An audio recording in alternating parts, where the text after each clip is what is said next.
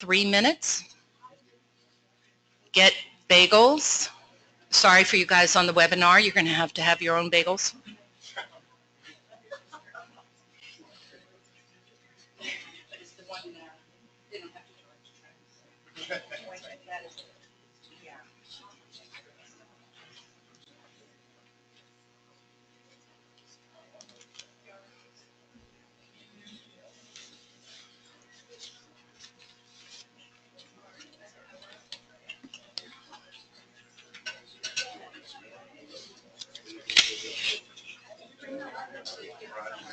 I brought it.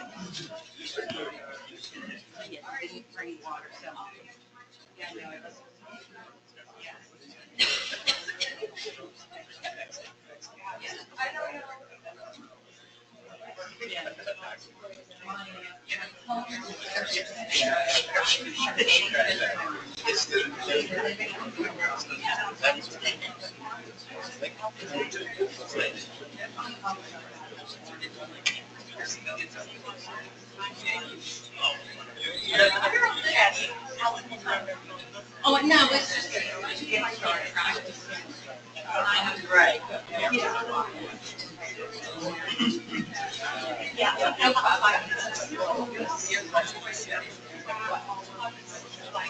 I don't agree.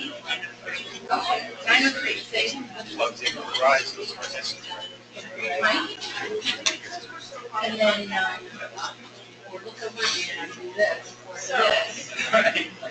The universal sign.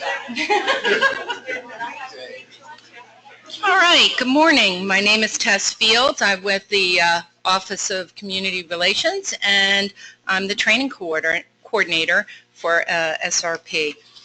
I wanted to welcome everybody, and I wanted to first say a couple things about this guidance and child care centers and the work that people do to get them licensed and operating in the state. This training, as you'll see from the presentations and the guidance, is different than every other kind of site remediation works on. Normally at a site we have a discharge of hazardous substances, we identify sources, we look at contamination that could be leaving the site impacting someone, but that's not the trigger here. For child care centers, we look at what could be sources of contamination at the site, but also what is surrounding the site that could potentially impact children. There are so many of these around the state. There are thousands of these around the state. They are operated in new buildings, refurbished old buildings, in strip malls, and yes, wait for it, closed funeral homes. They were. And so any kind of dwelling can be modified, or some dwellings can be modified for use as child care centers. And they're in all different kinds of settings, rural, suburban, and urban. And they're where people need them, where families need them. And they need to be, it's important for parents to be able to drop off their kids and have confidence that they're going to be safe and taken care of. And that's everybody's top priority, DEP, DCF, DOH, that you'll hear from today. So I just wanted to point that out, that it's not the norm. It's not what LSRPs are used to dealing with, so keep that in mind.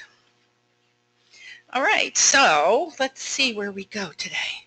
All right, welcome. We have, how many people do we have on the webinar? 7, no. About 64, so hello to the people on the webinar. Thank you for attending, and you guys in the room. So we've made an application to the board, the LSRP board, for 2.5 regulatory credits, continuing education credits. So you know what the rules are to get the credits. If you're getting credits, you have to sign in, you have to sign out, you can't be late, you can't leave early. Webinar folks, we're watching you electronically. We know when you're if you've been bad or good, and you must answer at least 3 out of 4 of the test questions. And so when those test questions come up, we'll also play a game here. Now, we'll answer the test questions here and give you, the webinar folks, a chance to register their answers. So this is the rules for how the process goes. The LSRPA partners with us, and they do a lot of logistics for us, which we are grateful for. And you can get your certificates by following the rules or the instructions on how to do that. And we thank them also for the bagels and the coffee. So this is what a quiz slide looks like. There are several throughout the presentation, so be ready when you see one of these. Pay attention and answer as you can. I want to remind everybody to mute their cell phones. A couple people reaching for them. I always forget. I don't have to worry about that right now because my phone is entirely dead. So we're going to take some questions, and there are slides. The slides will come up where that says questions, and that's when we'll take your questions. Please wait for people to come to you with a microphone. It's important that everybody gets to hear your question and then the answer. All right. And the webinar folks, we will open up in the question periods, and you'll be able to type in questions, and there are presenters will be able to get your questions and answer them. All right, so the next up is Kathy Coons. Yeah, thanks. Good morning, everybody. I'm Kathy Coons, and I currently work with Sana Qureshi on the Guidance Oversight team. As you may know, Sana took over for George Nicholas when he retired last year, and we're lucky to have George in our audience today. Hi, George. As of today, we have 25 posted final technical guidance documents on the SRP website at that given link. After today's session, we'll have trained on all 25 guidance documents. 11 of those guidance documents have been updated, but we're in the process of determining which other documents will be updated this year. And Sana's taking care of that with the team co-chairs. We still have 2 documents that are outstanding and being finalized. They're in draft form right now as part of the round 2 guidance, and they are commingled plumes and performance monitoring. They are in the response to comments phase. We expect that they will both be posted as final by spring, and we hope that by summer the training will be accomplished on all 27 documents. As for new guidance development, Sana has issued a listserv soliciting topic ideas from the general population as well as the LSRPA. She is currently collating that list. She also asked for people who are interested in ongoing document development in participating on those teams, and she will issue an email by late March, she thinks, regarding those suggested topics, and she'll combine that with the list that was ongoing and carried over from the round 1 and round 2 guidance. So the people who are interested will expect to hear about that in March. That is all I have to say about technical guidance. Next, we'll hear an update from Bill Call from LSRPA. Bill? Morning, everyone. Just want to give you a brief overview of kind of latest developments of the LSRPA. I'm William Call. I'm on the Board of Trustees, been in the organization since '09, also Continuing Ed Committee co-chair. The LSRPA has had some recent initiatives go over today. Also want to thank our sponsors. Help us do all the good work we do. Believe it or not, they're about a third of our operating budget, so they really keep us afloat. We have silver, gold, platinum, diamond sponsors. I won't go through them here, too many to list. I want to go over, and I think most of us know this already, but just a quick review. Continuing ed requirements. we need 36 per licensing period, 3 ethics, 10 regulatory, 14 technical, and 9 discretionary, which can be any of the above. With the board rules, we have formalized process for programs where you teach a class, do webinars, etc. like this. You can't have more than 18 credit hours or CECs per cycle for these alternate activities. You can teach a course, make presentations, author papers, that type of thing, and make applications to the board for credit. Let's see, let's go to the next one. Upcoming events, March 8th is our next ethics course. We've also got one tentatively set for Somerset area in September, and then at our big conference, which I'll go over in a few minutes, in January 2018, New Brunswick. March 20th, the LSRPA is going to be hosting our annual exam prep course down in Princeton, Carnegie Center. I'll be hosting that with a myriad of professionals in our organization, as we do every year, to help 40, 50 or so folks that need some training and to take the test. We have a member breakfast March 21 in East Windsor. We have Dave and Keith Gagnon's child care training March 31. The registration's already open, a cooperative effort with Montclair State and LSRPA. Let's see, there's an April 27 repeat of that event, and we might even squeeze it into January. We'll see how that goes. April 20th, licensing exam. Spring and July, date and venues to be confirmed. Attainment and commingled plume guidance training. Recent initiatives. We're actually planning, if many of you know, if you go to our annual meeting, it's kind of one evening, kind of standard, kind of boring actually. This one we're actually going to do an overnight. There's going to be an ethics the first day, a little drinking, annual meeting, next pub crawl maybe in New Brunswick, so it could be a little fun. Next day will be 2 classrooms, 16 credits offered, 2 different rooms, 8 per room, maybe even a breakfast that morning. So you can get maybe 8, 9, 12 credits, depending what you sign up for. Also, it'll be at the New Brunswick Hyatt, so it'll be a nice venue.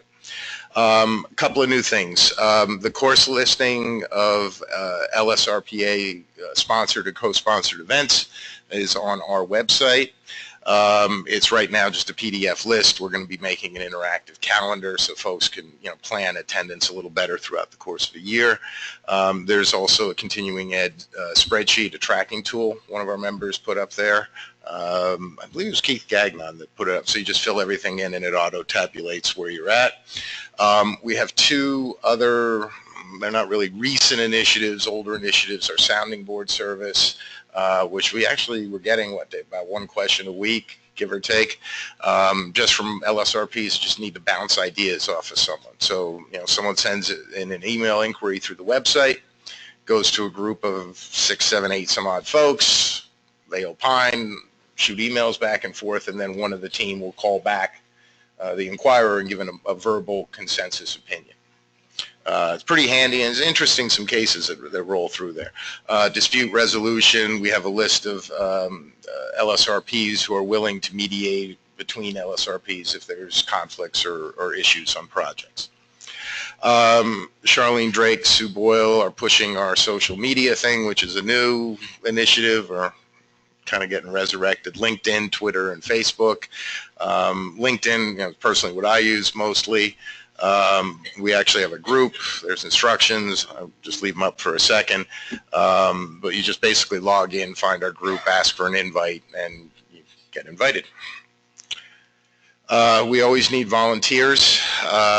We've got, 650, 700 some odd members in the organization, about 200, 250 LSRPs. Can always use help on the committees. It always seems like a core group of the ones doing a lot of the work, so we can always use new folks. Sounding boards now, it's new committee. Just a couple of updates. The bylaws committee's changed to governance. It handles policies and things beyond the bylaws. We have a SARA 2.0 committee. We're actually meeting this Friday, which is kind of catching the low-hanging fruit and SARA updates with the legislature. And that's it. Thank you.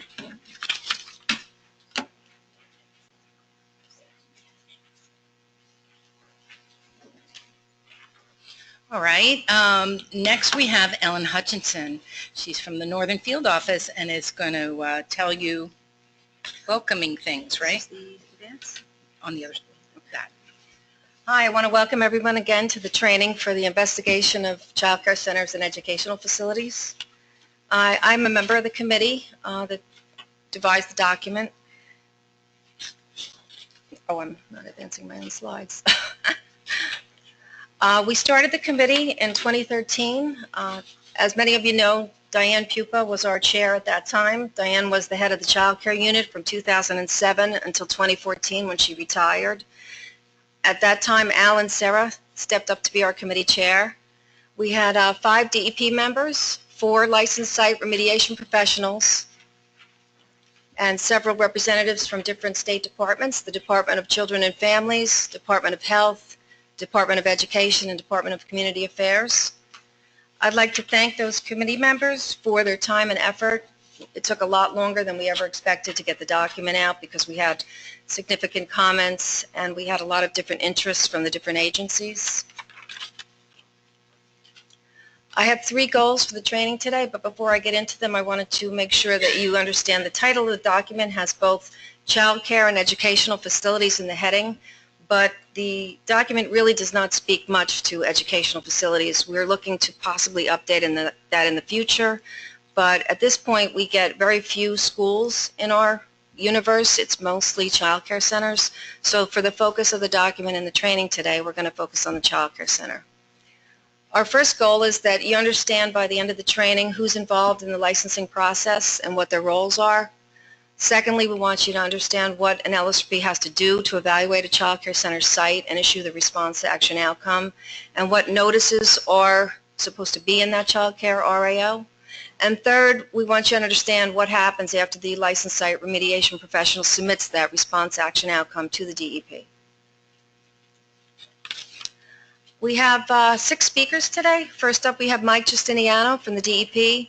Mike's going to be running through how child care centers became a concern for the department and who's involved in that process of evaluating the site in order to give the license. David Morris is a licensed site remediation professional who'll be running through the process that the LSRP needs to do at the site to conduct his PA all the way through the issuance of the response action outcome. I'll be talking about our inspection and review process of the documents once they're submitted by the LSRP to the DEP. Paul Saxon is another licensed site remediation professional. Paul will be running through a child care center case study. Chris Agnew from the DOH, Department of Health, will be talking about the indoor environmental health assessment in order to obtain a safe building interior certification that most of the child care centers have to do. And Anna Smith from our Department of Children and Families will be discussing some licensing process for their group. Next up, we have Mike.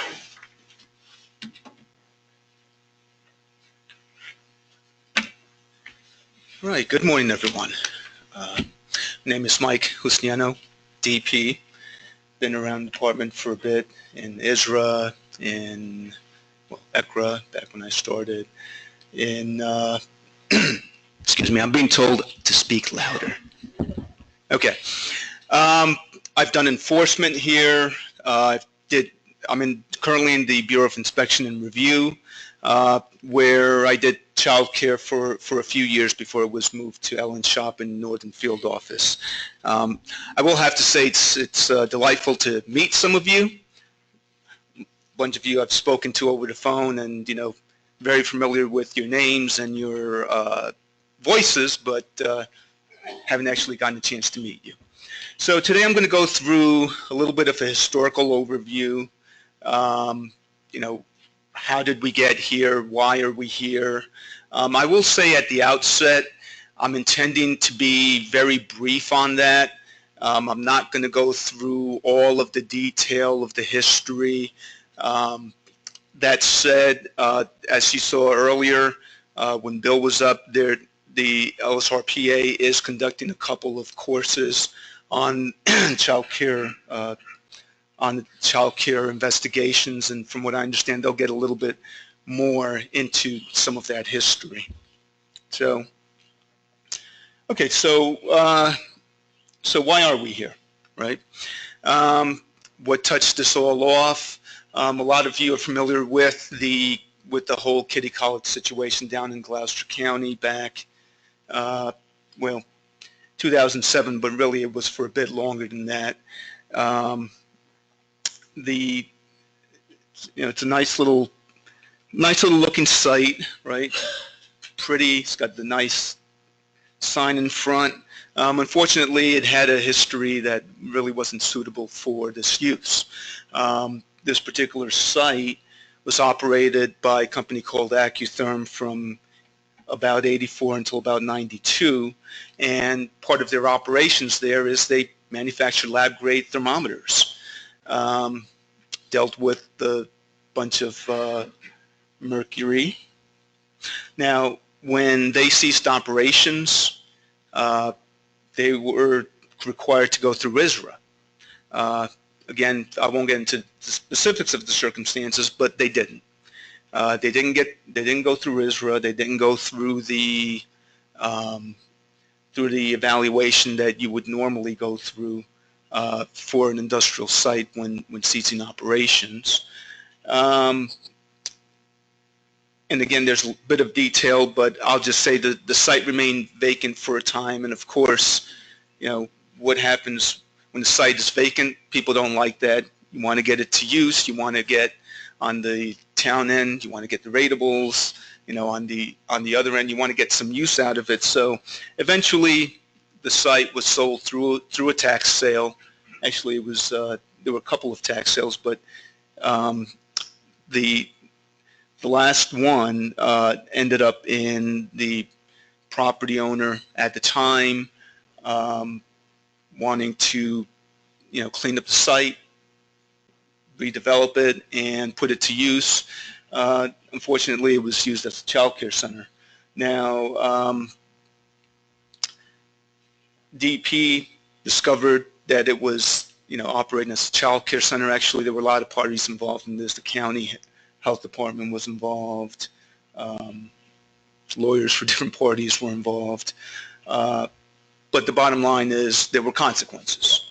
Consequences when, when you ended up having children and staff who had elevated mercury in their bloodstream. So as a result, when there's a tragedy, the legislature responds, right? In fact, like I said, I was in Israel for a long time. I know that was as a result of tragedy. Legislature responded. Well, here came up with a bill that we call the Madden bill. It was sponsored by legislator named Fred Madden. I forget his first name, but Madden. And basically it provided for the requirement to evaluate child care centers and educational facilities, both their environmental outdoor and indoor, before they're licensed or they're used as facility for that purpose.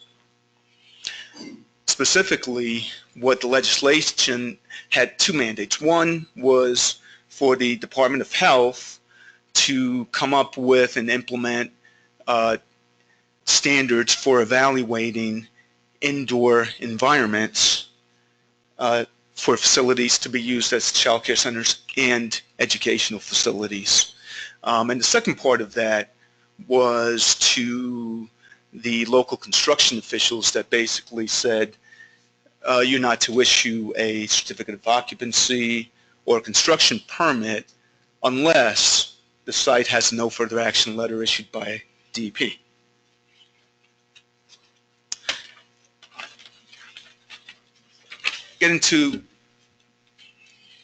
I'll get into what the Madden legislation defines specifically as a subject site. So I like to think of things in paraphrase. And so basically, you're looking at sites where they are either undergoing construction that changed the footprint, or new construction, or they're a change in use to an educational facility or a child care center.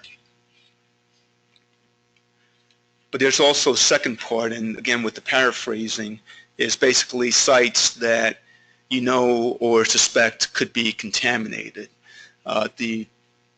The legislation itself is specific insofar as saying contaminated site, suspected contaminated site, ISRA or US site, and then or certain high hazard use sites that are listed here. So early on in the program, the DEP evaluated these sites and issued a no further action letter. That's what the legislation calls for, right? But then there was recognition that child care facilities, we really weren't looking at them in the same way that we look at typical site remediation cases. Get into some of those specifics, you know, other speakers will get into. But there was that recognition, and so the DEP phased out of issuing no further action letters to issuing what are called child care facility approval letters. I couldn't get a handle on exactly how long that was, but it seemed to me it was less than a year until DEP transitioned over to child care facility approvals. Of course, that was 2007.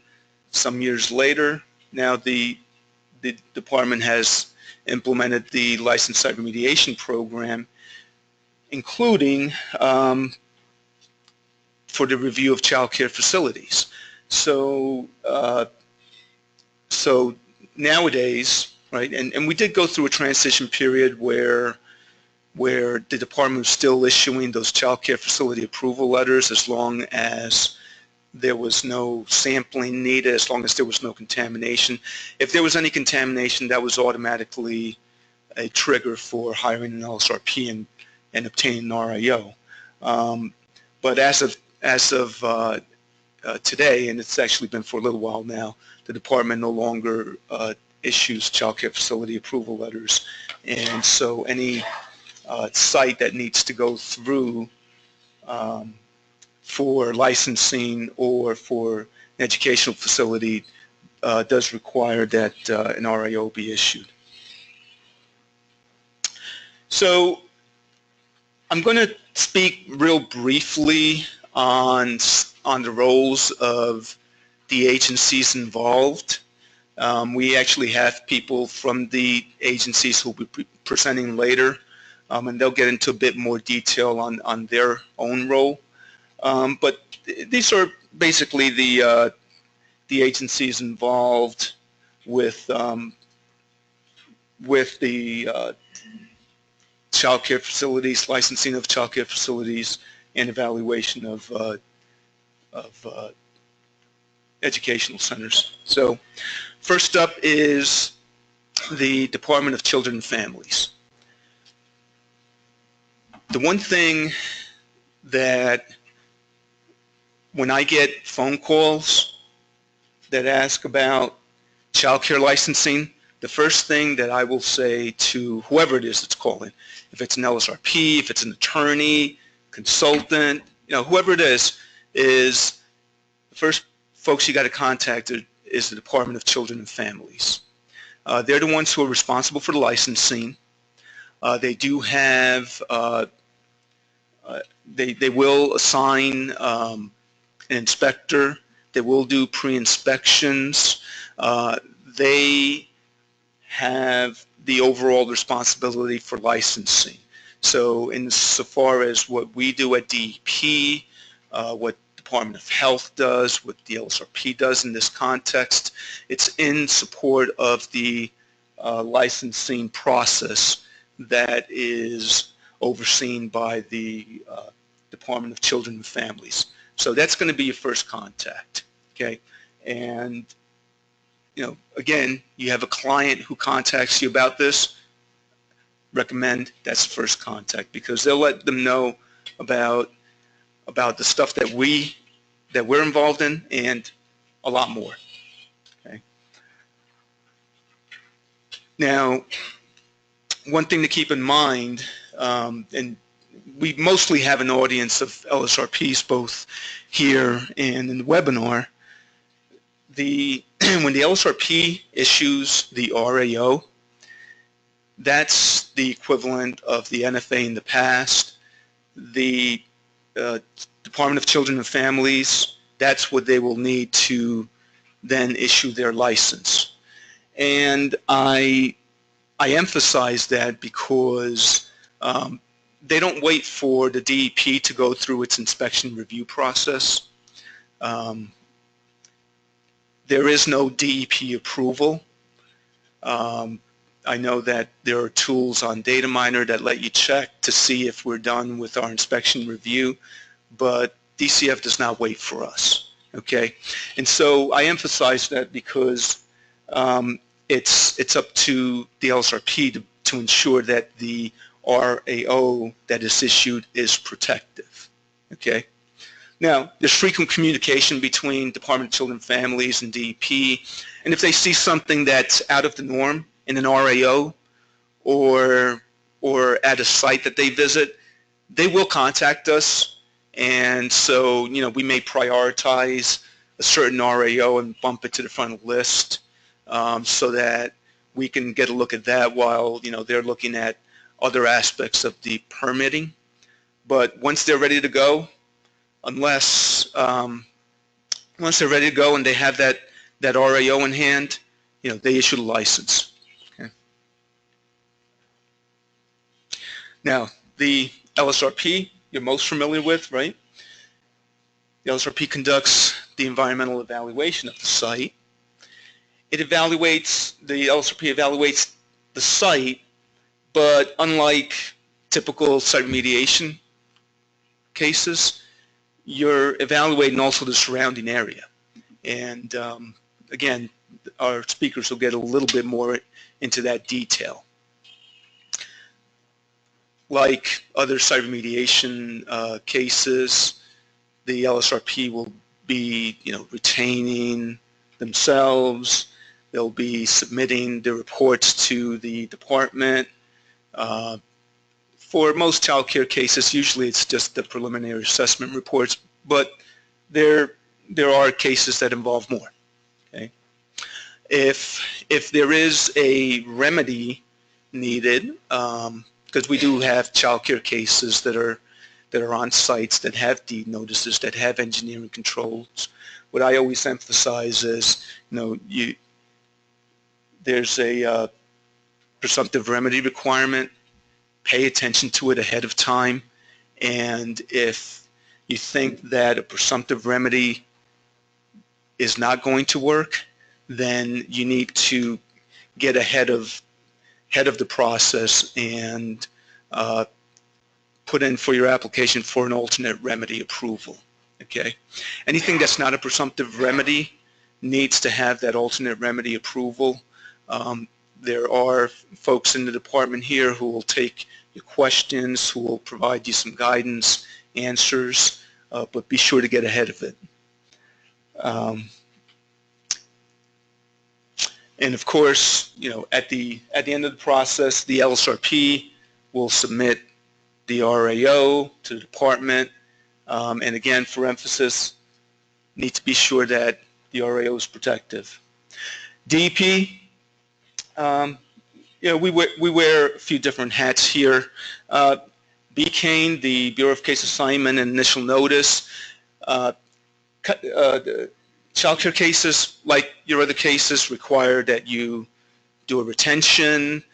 With child care cases, a little bit different, because then BCANE will email you a PI number after you've done the retention. That's usually done within a day. And then everything that you submit insofar as your reports go to BCANE. The Bureau of Field Operations, they do the inspection and review of the child care facilities. They do inspection and review of the documents. They also conduct site inspection of every child care facility. BERA, the Bureau of Environmental Evaluation and Risk Assessment, if you do have a situation where you need something other than a presumptive remedy, if you need an alternate remedy, they conduct those reviews. Bureau of Safe Drinking Water, most of the child care centers have public water, and they'll submit the copy of the bills with the package. But for those instances where you don't have public water, mainly potable water, there are sampling requirements, and that evaluation is done by Bureau of Safe Drinking Water. The Department of Health, basically, they are looking at the interior environments. And again, we have a speaker from the Department of Health here. He'll get a bit more into the detail. The thing I'll mention insofar as Department of Health, if there is a system where, or if there's a situation where a mitigation system is needed, frequently there's coordination with DEP. Again, it's one of the departments we work hand in hand with to be sure that concerns on our end, concerns on their end are then addressed. Like the presumptive remedy, if you've got a case where you think you're going to be installing a mitigation system, recommendation is contact Department of Health proactively. When everything is said and done, they're the ones, by issuing the Safe Building Interior Certificate, that lets you know, okay, the interior is good. And I'll just briefly mention Department of Education. Now, the Department of Education, unlike Children and Families, they don't have a licensing program for schools. So not all site remediation, or not all site remediation work that's done at schools will go through this process that you see today. So what they look at are basically the Madden triggers. So if there's a new school being built, or if there's a school that is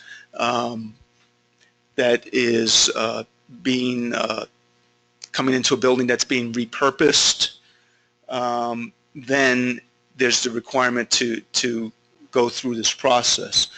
I will say that since they don't have a licensing program the same way that DCF does, it's a little bit more incumbent on you to recognize this and account for it when you do your evaluations. I guess that's it. So. Oh boy, here we go. We're going to open up the lines, folks, for the webinar people to respond to and answer these questions. So we're going to answer the same question in-house. So I want to see how much you have been listening. Okay, I can't see it. Move that over. Thank you. The agency with the overall responsibility of issuing the license to child care facilities is, and I want you guys to raise your hand when I get to it, DOH, DCF, oh man, these people are paying attention, DOE, or DEP. So the in-house crowd did very well, but we're going to leave this open for 60 seconds, which sounds like a short time, but is not when you're standing here. So what we'll do is we will come over to Mr. Nicholas, and oh, somebody had a question. You have a question. We're going to have questions. As soon as we close this quiz, we will take questions on anything that was prior. So, Mr. Nicholas, how is retirement? Fantastic. Have you been surfing lately?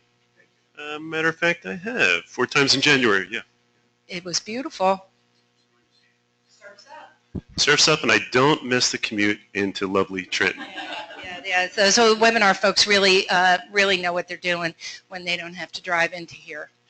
So how many seconds do we have left? 0 seconds? All right, close it. Okay, so we're going to take questions for Mike, And for anybody else, come on back up. Yeah, you're not getting away that easy. Yeah, it's Vince Agavino. Hi, Vince. When we retain ourselves for the child care center, we get the PI number. We go do our sampling either of the playground or another AOC. We have an exceedance. We're going to call it in. Do we have to combine those two, the two cases basically for the ultimate issuance of the RAO? I didn't quite catch the very last thing you said. Do you have to combine? Do we need cases? to combine the two cases for ultimately issuing the RAO? Yeah, what happens, okay, so we have, and I don't know how familiar the audience is with our computer systems and program interests, but in the department we've got a system that assigns certain identifier numbers. So for all child care centers, they get a site remediation child care specific program interest number. If you then have a situation like you mentioned where you go out, you find contamination, you call it in, a normal SRP PI number is then created, and they're linked. When you ultimately issue your RAO, they should both be referenced on the RAO, but that linking happens internally. We don't need to necessarily request that. That'll be linked internally then. Yeah. Okay, thanks. Okay, any other questions for Mike? Okay, very good, thank you. You know what, let's give Mike a round of applause.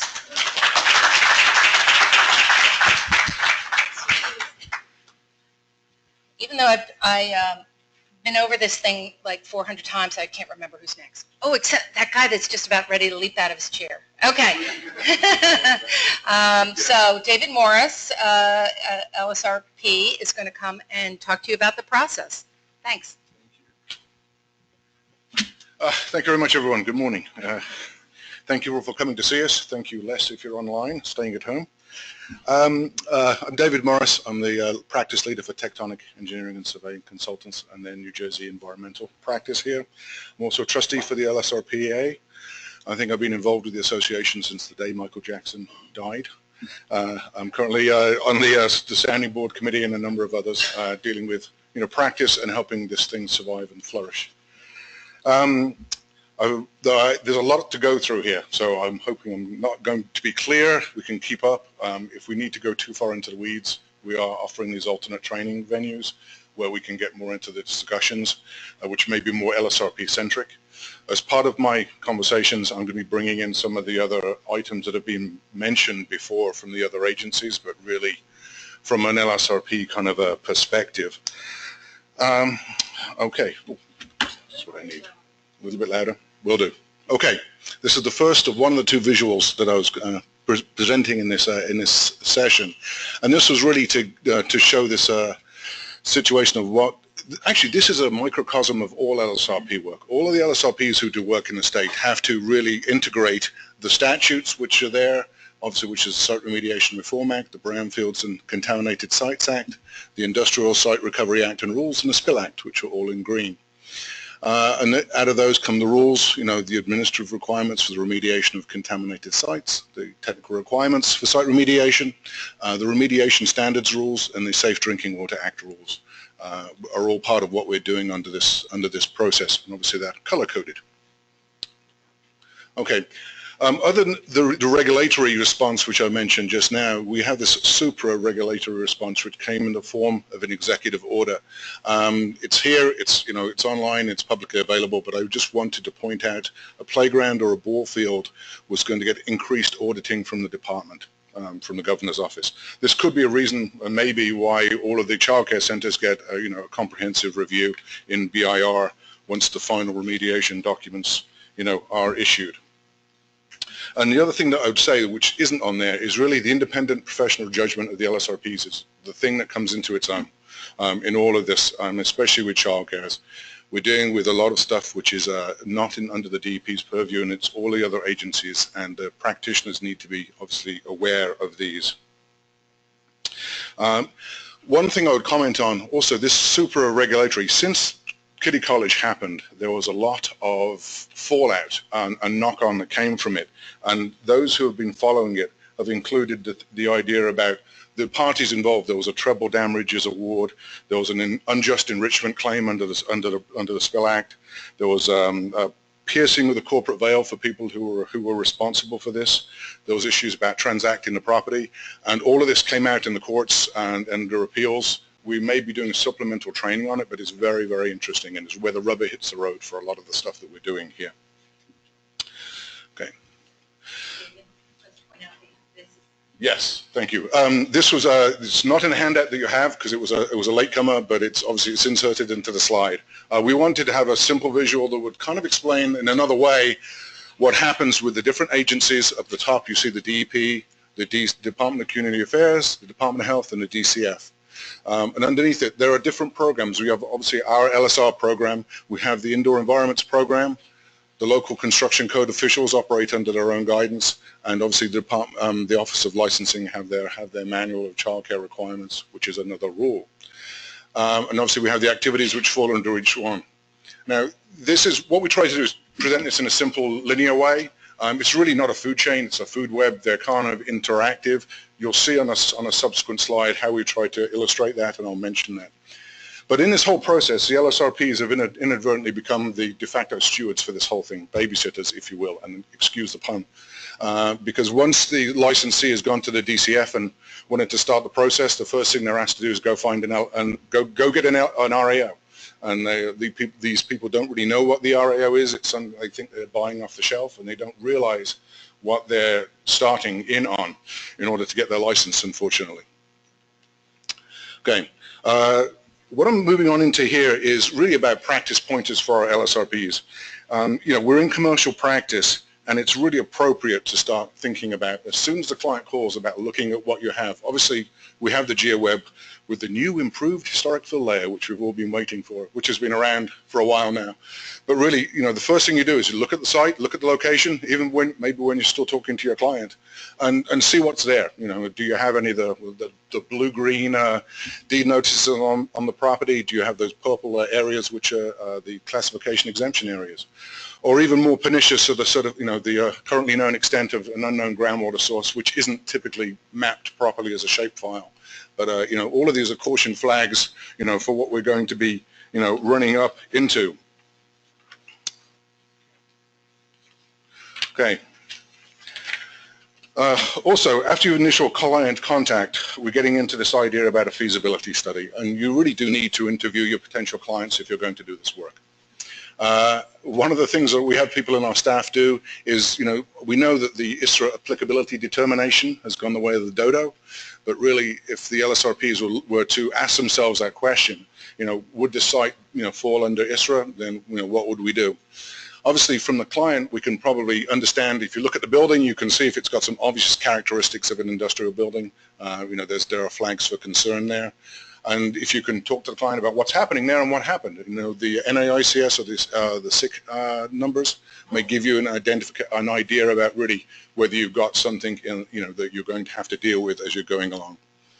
And one thing when I was preparing for this presentation is, I know in the former tech rules, the last one pre-ARCS, we had that feasibility, remedial action selection was one of the sections got excised out, but it really talks to what's the feasibility, the implementability, whether it's consistency with rules, and whether it's going to be practicable under time and other constraints, that it's going to work. Because people don't know. All they want to do is they want to buy an RAO in order to buy their license to operate a facility. But we really need to think. And this is the part which isn't in the guidance, and it isn't really in the rules. And that visual is there just to get you to think that something may be very wrong. We are in a situation, we have a property owner who has a space that they want leased, and they want to generate revenue from that property. We have a childcare center tenant, potential lessee, who wants to establish a business close to an urban hub, closer to a train station, whatever. And so they both want it to occur, but it's really it really falls to you, the LSRPs, to decide whether this is appropriate. and whether it's going to be viable. And from what we know as far as the site remediation process, if it's a contaminated property and requires remediation and a non-unrestricted remedy feasibly, you may be months and months away from being able to conclude the work. More importantly, when we start this work, it starts as possibly an environmental due diligence almost aspect, where you're working for someone who doesn't own the property. They're not the property owner, they're a tenant, or they're a future tenant, they don't even have a lease. And you may start down a road and discover something that's reportable and have to start remediating the property, and it may not be concluded. The tenant may not take the property, may not open their childcare center, and the property owner may be left with a remediation. So it is, we've got to think about whether, this is going to work, and that's something the LSRPs, I think, need to do before the whole thing goes pear-shaped and possibly falls apart. And I put a quote in there, sometimes the only winning move is not to play. That was from the movie War Games back in the day. Okay, obviously we have a situation, we deal with this in the preliminary assessment phase regarding the letter of prior use, and it's very convenient, and obviously it was an outcome of the Madden. It's in, I must admit there is a typo there, it should be 1977.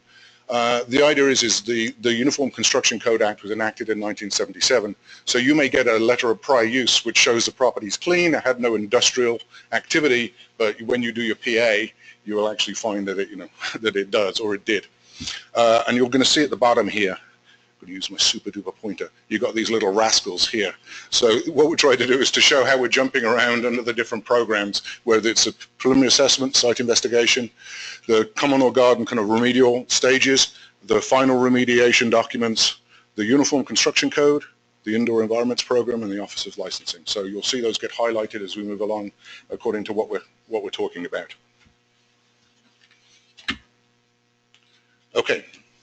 Yeah, the courtesy inspections, obviously, they are provided at no charge to the tenants or the potential tenants, and often they will have data in them which are very useful to us, because sometimes the childcare, the DCF, Office of Licensing, Jocelyn and Anna's group will show that there's a real problem at the site, and sometimes the clients neglect to give those to us or show us or tell us that they exist when there may be something that wouldn't be that beneficial for their occupancy. So we should try and get one. Try and get it up front.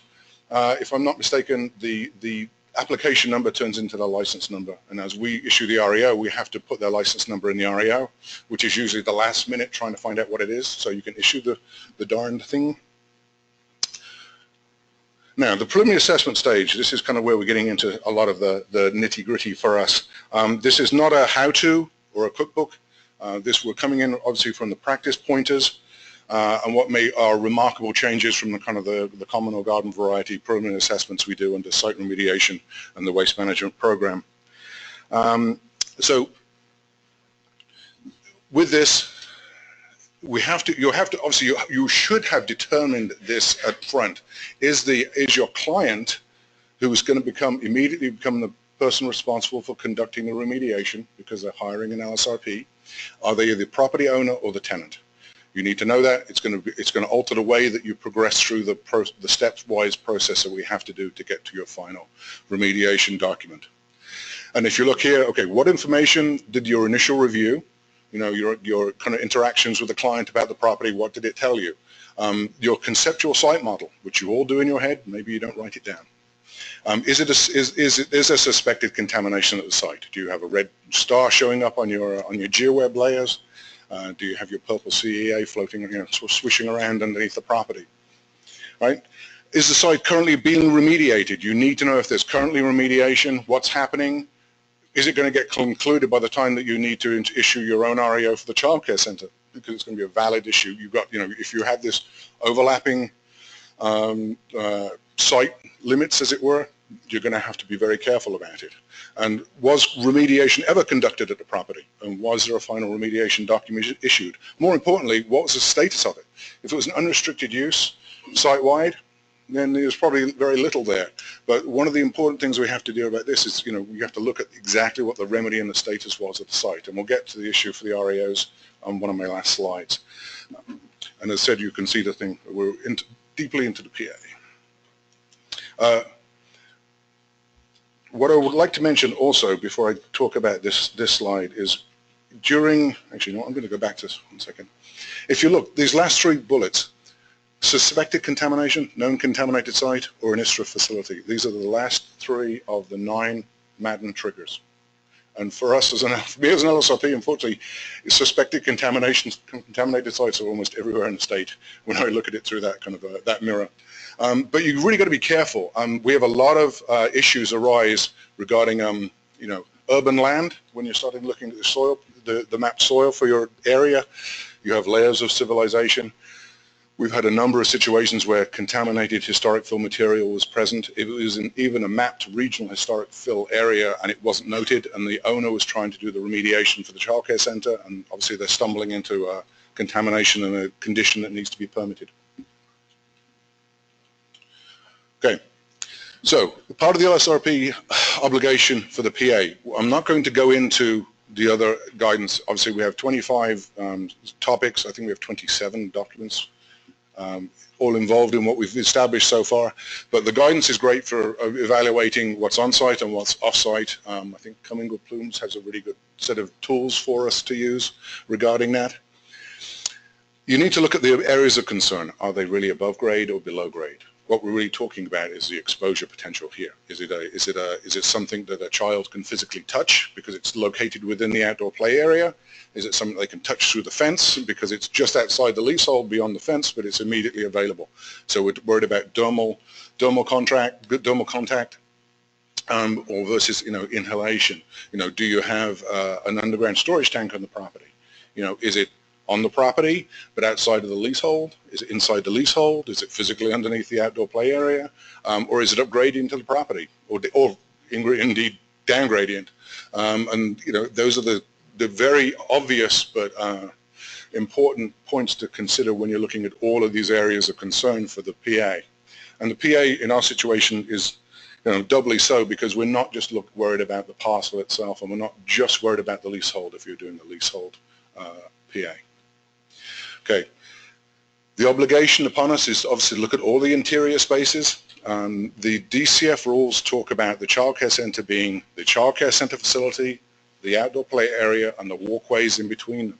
Okay, for practically, we've seen a lot of childcare centers show up in strip malls, and so you really have to think about where's the drop-off, where's the parking going to happen, what land are the children going to traverse. If they're going to be in the custody of their parents, that's one thing, but if they're going to be in the custody of the childcare center, and what path are they going to be taking from the childcare center building out to the outdoor play area? You know, what are they going to be walking next to or walking over? Okay, one important thing is, obviously, historically in the program, the department was looking at, you know, I think 1,000 feet around a childcare center in the past. It was quite a large distance and kind of infeasible. I know that dealing with receptor evaluations for the LSRPs, we deal with a 200-foot radius. In the Department of Health rules, they put a 400-foot radius around their property. They're slightly different terms, but what happened is in the final review and the establishment of the guidance, we went with the 400-foot, which was in the rules for the Department of Health as the standard radius. So you have to look around the property and look at the neighborhood, because you're not just looking for on-site sources of contamination, you're looking for potential above and below grade sources which have the potential to migrate or impact upon the childcare center. If the document in our REO, we have to say that, you know, we remediated or mitigated the exposures in order to allow us to issue our own REO. And we have to worry about, obviously, adjacent or co-located are two different terms. Department of Health uses co-located, which means obviously it's under the same roof. So it's really a strip mall. If you've got a dry cleaners on one side and a nail salon on the other and the childcare center in the middle, I perceive you're probably going to be doing some indoor air sampling. Okay, and then nearby or proximate. This is what we're talking about within the 400-foot radius, and that could maybe be the childcare center or the property limits or the leasehold limits, depending on what your situation is going to be. Okay. Now, regarding this, we have to worry about who owns the property when you're doing the work, because, you know, if you're a tenant, you're not necessarily responsible for the contamination at the site. But if you're the property owner and we discover problems during the course of our study, you know, they are going to be, they're going to be responsible, even more so. The outdoor play areas. It's a requirement currently to have an outdoor play area almost all the time, but that can either be on-site or off-site. I don't believe they're inside or internal play areas anymore. But what happens is it may be off-site. It's depending on how far it is and how feasible, and that outdoor play area may be on private land or public land. And unfortunately, there is a slight disparity in handling of that. And you have to understand what you're facing when you're being applied. You have to ask about where the play area is from your client. Okay, and just because there are areas of concern or operations of concern close by, it doesn't mean there is a definite problem, but it just means that you really have to look at it, and you have to, do you have an exposure pathway? Is there any tools you have in order to evaluate that exposure pathway? There's a quote that I use, if you have doubt, then there is no doubt. There's a problem and you're going to have to address it. You need to rule it out or confirm it, okay? And so it's really banking on this idea of, you have to know what you're doing and have to know what is appropriate. A lot of the LSRPs familiarize themselves with the indoor environmental health assessment process because some of that situation is fluid. They use the same techniques of sampling. The conclusion of the PA, there is a grant available. Okay. Once if you end up finding out areas of concern, you're going to, typically a PASI is going to be the common, the common report that you're going to issue. You need to do the SI at anything that's going to fall within the leasehold, obviously. If it's a leasehold scenario, if it's an owned property, you're going to have to look at all the areas of concern on the property. Just because you're in an area of concern doesn't necessarily mean that you can't put the childcare center there, but it means you're going to have to do something. And on top of that, you're going to have to look outside of the property to think about whether you're going to need to do anything or address any areas of concern which are, within that 400-foot radius, or obviously very close to the childcare center. And maybe you're going to do some creative sampling. Maybe you're going to start doing some dust surface depositional samples to understand whether contamination is fugitive emissions from an adjacent property and it's landing in the play area. It's just another thing you have to think of. Okay, the play area sampling. Now, I know that this is there's been a long held consternation between practitioners about this. If you have an exposed play area, grass or soil, sampling is almost always conducted. I'm sure there are situations where an LSRP can justify that they don't think they need it to be done, but I would think that it's something that you have to be confident that there is a reason why you don't need to do it. Covered or capped areas, just because someone threw some asphalt down doesn't mean that they don't have to comply with the rules, especially if they're the ownership of the property. If you've got a site that's underlain by known historic fill, or which is possibly or likely contaminated, the fact that they already put down some cover doesn't mean that you can ignore it as an area of concern. The sampling frequency for the outdoor play area has changed. Currently, we used to have a minimum of 2 samples. Now it's a minimum of 1 sample. It's 1 sample per 350 square feet. And an incremental sample is 1 per 500 square foot, or an increment thereof, or part of thereof. Now, we're going to be doing 0 to 6 inch intervals below the vegetative layer if it's grass, which is routine per the field sampling procedures manual. But what you want to do, I think it's on the next slide, no, I'm going to go back, is obviously when you do this investigation, if there's a potential for them to be expanding the play area, maybe you can adjust your sampling to show what area that you're covering for your representative sampling. So maybe if there is a change later on, maybe you don't have to go back and resample if you've done sufficient sampling to cover the area that we're talking about. Okay, sample analysis. If you have, if you have a childcare center which is in an old farmhouse, which is in the middle of a field, I think you know what you're going to be sampling for. So that's pretty straightforward. But if not, you have to default back to the standard suite of the catchment for analytical parameters that we do on most of our sites. And obviously you can bias it as necessary. Whatever your conceptual site model indicates that you should do, you should use. Okay, oh, no, this is where I mentioned it before. You want to consider the future expansion of the play area, because that you can save some money, or you can save some time, more importantly, for these licensees who are looking to set up quite quickly. Now, the off-site play areas on private property, you're really going to have to study them carefully, because they're just like another piece of land that you've got to understand the history of. And the sampling, if the areas of concern warrant it, and you need to rule out direct contact exposures, you'll do the sampling. Now, the off-site play areas on public property are the ones that cause us some consternation every once in a while, let's say. Sampling is not mandatory, but it's not prohibited either. So, you know, you can have a public park which really is in poor shape and in a poor location, and if you have any reservations about exposures, then you're going to have to do something about it. You know, there's a lot of situations where you can approach the owners. Maybe it's not, it may be public property, it may be school-owned property. Maybe they'll be receptive in doing some testing because they want to do the right thing. But anyway, that is something that's going to be required for the independent professional judgment of the practitioner. And as a sidebar, I'd say in the supplemental training the association is doing, we kind of go into this in a lot more detail about how to manage it and what to do. Because it's a very interesting topic, very compelling. Okay, the remedial investigation, remedial action. Most of the emphasis on this program is on the start, you know, when you're in the preliminary assessment, and really on the end with the final remediation document. The RI, RA stage is relatively straightforward. I don't think we have much deviations from it, other than, you know, you may not have to remove the source of the contamination. It may be sufficient to be able to mitigate the exposures if they don't own the property.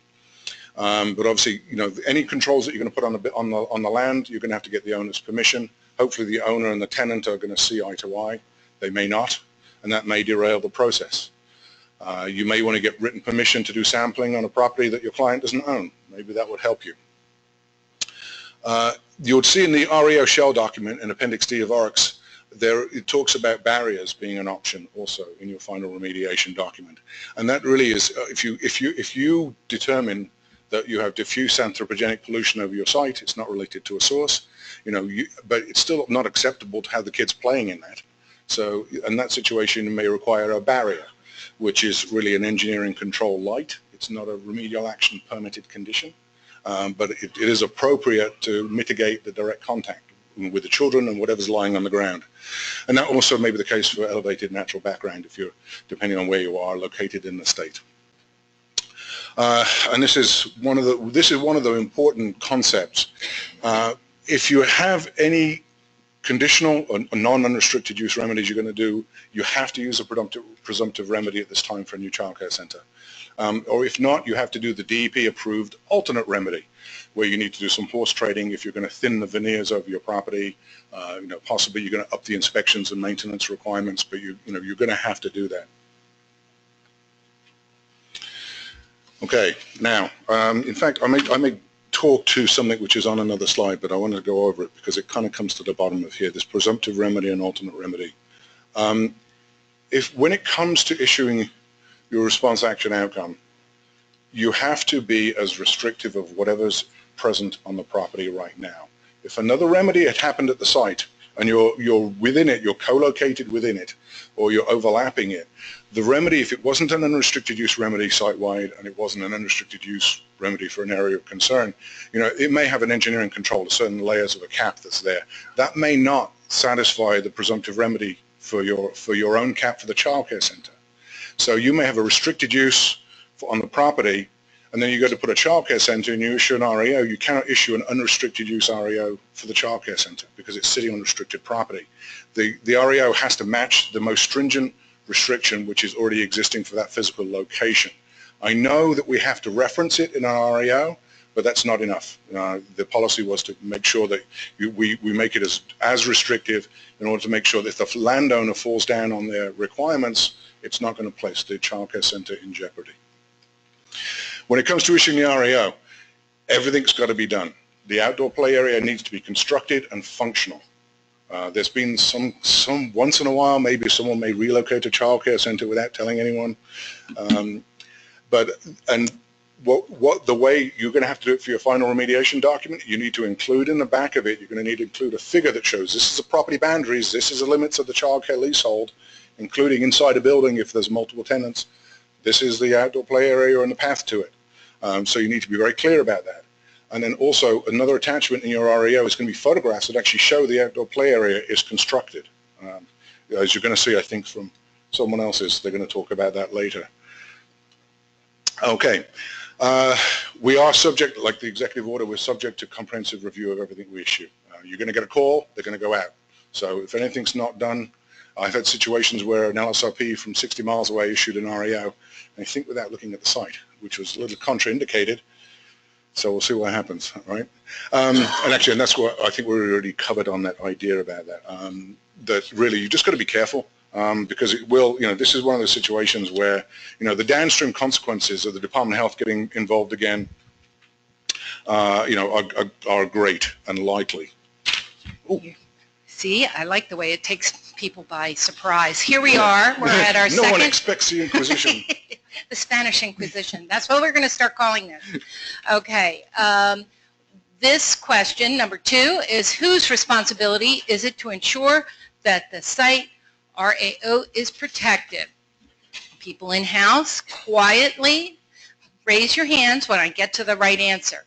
C, the owner of the child care center. B, the DEP. A, the LSRP. Oh man, they're good.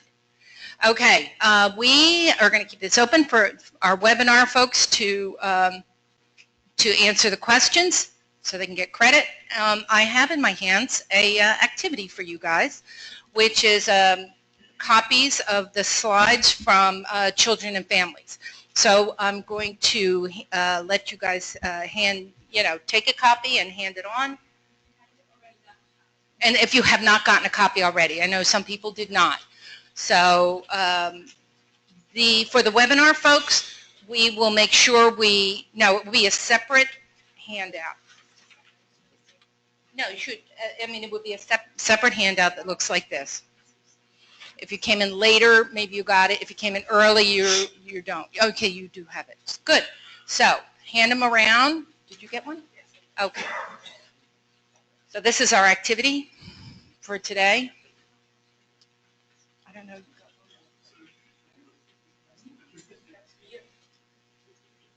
Almost done. 5 more slides.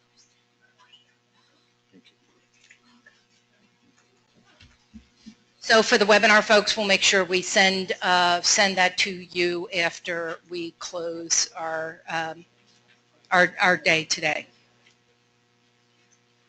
And while you're handing them out, say hello to your neighbor. Hi. How are we doing as far as time? We're good? Okay, we're good. Okay, so advance. So the answer, you were absolutely correct, is the LSRP.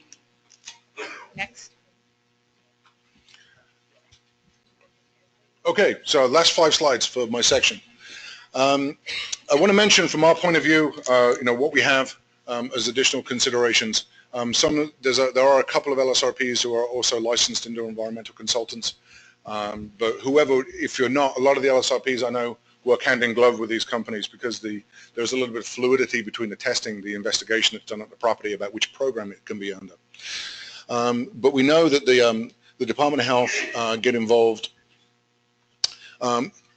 In the DCF rules, some of the specific DOH requirements are actually mentioned in there. So there is this interaction between them. Although the DCA never actually underwent statutory or rulemaking activities, the DCF and the DOH and the DEP also all have these kind of similar common provisions about protectiveness and safety, but they're slightly different. Especially the IEHA and the PA have some very substantially similar components. But it's very important to notice that it's at the discretion of the OOL that other things may be triggered. And from my point of view, and I've had this happen more than once, unfortunately, the IEHA activity may trigger or reactivate site remediation activity.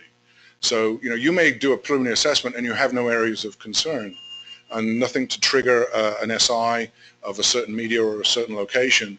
But during the IEHA, you may do indoor air, which shows some elevated compounds of concern, and you may end up chasing those into the subsurface and realizing there's a latent defect to the property which you have to manage, and you may end up having to go back into the site remediation program to do the remediation of that and understand whether it's an off-site source or an on-site source that requires remediation. But obviously, this is harking back to the pre-CIRA for us. The Department of Health is the one that issues a safe building interior certificate. Although it was in the statute under Madden, and they were supposed to issue maximum contamination limits and like numerical values for contamination conditions inside a building, that didn't happen, and that's fine. But what happens is, we submit the data to the DOH and they come back and they submit their approval. So they have the responsibility and they retain the responsibility for that aspect of it. And from all practices, there is a 1979, 1978 is a cutoff possibly for a lot of the requirements that they have under their program according to the age of the building, which Chris is going to talk about. Okay, now the local construction code official, this was in the prior flow charts that were around childcare. It was very unclear and people didn't understand it. But from our point of view, there's really 3 steps where we will end up working with a construction code official or fighting with them, actually. It's going to be the letter of prior use up front, trying to understand what the history of the property was, if they have it. If it was before 1977, they won't know. The interim involvement, this is purely from Madden. The idea is if you have a contaminated property and it requires remediation, but you need a construction permit to remediate, the construction code official can implement or issue limited construction permits in order for you to implement the remedy. That doesn't mean that they can move in. It doesn't mean you can do the final build out. It just means that they can't get in the way. They have to enable the remediation by issuing the appropriate permits from their office. And so you may end up issuing a temporary RAO for a portion of it, or a standard RAO, but not a childcare center RAO in some cases. And at the end, the late involvement, this comes under the DCF rules about, depending on the age of the building and what's happened to it and its occupancy, use classification, it'll talk about, whether you need the original certificate of occupancy, a new certificate of occupancy, or a certificate of continued occupancy. Okay. From our point of view, we know that the Office of Licensing receives our RAO and the Safe Building Interior Certificate from the department. And once you've satisfied all of their other requirements, which I know Anna is going to probably talk about, they're going to issue it. Now, any relocation or expansion of the childcare center into other portions of the building or playground enlargement requires a new RAO. Now, that is very familiar to all of you out there because that's in RxD. It's part of the shell document for the RAO. So just take that to heart. That's where it's needed. If you have a Madden trigger and the property is passed and they're coming up for renewal, the Department of Health are going to get involved again. But the DEP and the LSR program may not attach unless we are told or instructed or informed about it, which is something that I have some issues with. Okay. Ooh, look at that. My only piece of animation for the day. Yes, look at that. No one expects the Spanish Inquisition. So I wanted to show this, and this is obviously the last visual to put it all together. It is the Venn diagram from hell, but it really talks about the Consumer Product Safety Commission and the DCA work together to worry about the outdoor play area. And obviously they're doing the permits now, and the CPSC is really owning the playground. The DCA come in about the use and occupancy classifications for the PA and also the certificate of occupancy at the end. If you have an Abbott School District and other Department of Ed rules, you're going to get involved with the childcare centers, really the educational facilities. The Department of Health are worried particularly about the building and the area, whereas the DEP, which is the big fat petal, obviously, we're talking about the land, the history of the property. And where these two interact is the license requires both of those things to be coming in from the different agencies, jurisdictions in order to do it. And then we have obviously the EDA issuing their grant at the conclusion of the PA if you need it. Every applicant is entitled to do that as long as they make the application. I think that's part of yours. Okay. But anyway, so I'll leave you with one more. Yeah, which is again just to be provocative. Really. We need to know, it's up to us to decide whether this is appropriate because it may be a great location, but a site may not, the client may not have the legs or the financial ability in order to conclude the remediation to have the occupancy happen. And it's best we don't spend $10,000 of a client's money to do something that will not be, which will not be successful. And, and only the LSRPs are the gatekeepers to this to decide whether that is appropriate or not. Okay. Thank you. Okay. All right. We are going to hold questions until after the next 2 speakers so we can sort of stay on time, but we are definitely going over. But we're going to give David a round of applause because he was awesome. And next up is Ellen Hutchinson again.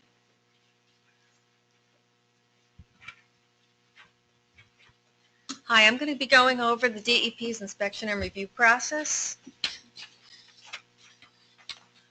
We get involved when the LSRP submits the RAO and any of the supporting documents to our office in Trenton, Kane. Our role is to review those documents and also conduct a field inspection of the child care center, as well as the focus on the play area and the surrounding potential contamination sources. Again, we get involved only after the RAO is submitted by the LSRP. My bureau began managing the child care cases at the end of 2015. Prior to that, the child care unit and the Bureau of Inspection and Review under Mike was managing the sites from 2007 until 2015. When we started, we had 135 cases. We get about 8 to 15 a month. That varies, believe it or not, by season. Sometimes we get more in the spring and fall. And we had about 65 as of January of this year. All the cases are assigned, and we do conduct the reviews as quickly as possible, but that depends on the complexity of the issues that we identify and how quickly we can resolve those with the LSRP if there are issues. I'd like to go over the steps involved. The LSRP submits the RAO with the documents and one form, the Child Care Center Educational Facility Form, to BCANE, Bureau of Case Assignment and Initial Notice. As Mike mentioned, they're the administrative hub for all the incoming submittals. The form is the only one needed, and there is no fee at the present time for the submission. That could change in the future, but at the moment there is no fee. The form is available on the SRP webpage under the Forms button. Put the web address down. Once BCANE gets the submittal, they'll upload the documents in our database, NJEMS. The case is assigned in BFO. We go out and conduct our field inspection, and then we conduct our document review after. A big component of what we do is look at in the field inspection of the child care center and the play area. We look for three things. We look that the play area is built. We looked at the description in the RAO matches what we see on the site visit. Very often we go out and that is not the case. We also look to identify if there's any sources of contamination immediately in the vicinity of the play area. I have some nice photos of play areas that we went on inspections on, and they were complete. They were matching the description in the RAO. The fencing was in, the play equipment was present, the surfacing was in on all the play area surfaces, and it was described accurately. But then we have a few here that we have gone out and found that these conditions existed. These are actual field inspections where the RAO had to be withdrawn. Yeah, these are lovely. And in all three cases, the LSRP agreed that they would withdraw the RAO and resubmit when the play areas were completed. Just catch up. Our field inspection, we also look for potential sources of contamination in the vicinity. We're looking for the obvious things: dry cleaners, gasoline stations, any known contaminated sites, soil piles, any sources in the PA that the LSRP has identified within 400 feet. We look at the area to see if we can find those things that they're noting. I have some photos here of a site we went out on to try to find the play area, and we came across a lot of work happening on the site. We followed the path, and we found the play area. Sometimes the play area is not very spacious. In city environments, they might be on a balcony. But we did note a few things that were of concern for potential contamination sources to the child care center. They are noted in the diagram, the arrows, the air monitoring equipment, potential contaminated dust, the soil piles that are covered, construction debris. We see a building in the back with potential areas of concern, groundwater contamination with possibility of VI. So these are things that you should be looking for if you're doing your radius search. And here we go again. Our third quiz question. We're going to open up for our webinar folks. Keep them awake. Everyone in the room here looks very awake. That's very good. When is the earliest you can apply for a HDF SRF? I can't say. HD SRF grant. Is it A, after the PA is complete? B, after the SI is complete? And or C, after the RI is complete? Don't put the answer yet. Okay, so we have a few more minutes. Who can I pick on here? Who? Mike, what are your vacation plans this year? Don't have any yet, but I am in the process of exploring that. Yes.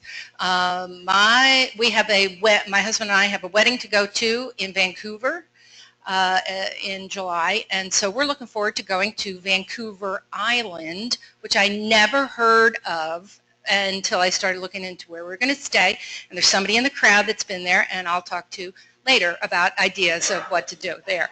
It's supposed to be awesome. It's got a rainforest and big trees and a massive coastline, so whales, sea lions, the whole shebang. Okay, that's it. Where's our answer? Let's see. So we go to our next slide. After the PA is complete, congratulations, everybody did a great job. Ellen. Okay, so we use our field inspection findings and our document review findings to identify any issues. If there are no issues, our review is complete at that point and we mark it completed in the NJEMS record. If there are issues, we do try to resolve those within 30 days. As many of you well know, some of those issues go beyond that time frame depending on the complexity, but we do try to stick to that. That is the goal, to try and resolve them as quickly as possible. If after that period, when we can't resolve the issues, we ask the RIO be withdrawn until the LSRP can address those issues and resubmit a new RIO. With the RIO withdrawal, you probably already know, but you're supposed to be copying everybody on the original RIO, especially our DOH, Department of Health and DCF licensing. We will also reach out to them if we know that there is an indoor air issue or a direct contact issue that requires their attention while the RIO is withdrawn. We have two goals for our inspection and review process. The first is to verify the protectiveness of the RIO. That's our highest priority. We don't want the children exposed to any contamination. The remedial actions along with that should have been completed by the time we get the RIO or remain protective. As David mentioned, all of those things, the engineering controls, deed notices, CEAs, alternate remedy approvals, remedial action permits, they should already have been issued or in place by the time the RIO is issued, so our office should be getting it after those things are finished. Our second goal is to complete our review as soon as possible so that the child care has some comfort level and the LSRP knows that we're finished. Remember that DCF doesn't wait for our review, so they're going to go forward with the licensing process. All of us are relying on your work to make sure that there is no exposure to contamination. The last thing we all want is for the children to be present and there to be a problem that we find during the review. Here's some of the most common issues we come across. Does not address the entire lot and block. When you do the PA, we need it on the entire property, not just the leasehold. We see inconsistencies between some of the forms and your remediation documents. There are sources in the vicinity that have not been identified. They should be listed on your CID if so and justified. You know, we need to know why those sources are not a potential concern for the child care center. And we need the CID and we need it to contain the areas of concern, both current and historic, as well as the issues that might be around the property. The RIO, most common issues we see are that it's issued before the play area is built.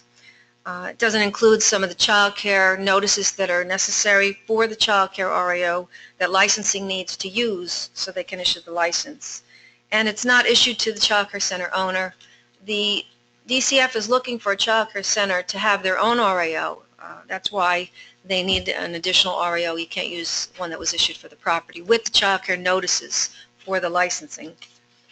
We're trying to get away from, this isn't on the slide, but we're trying to get away from common administrative issues, the wrong PI, wrong lot and block.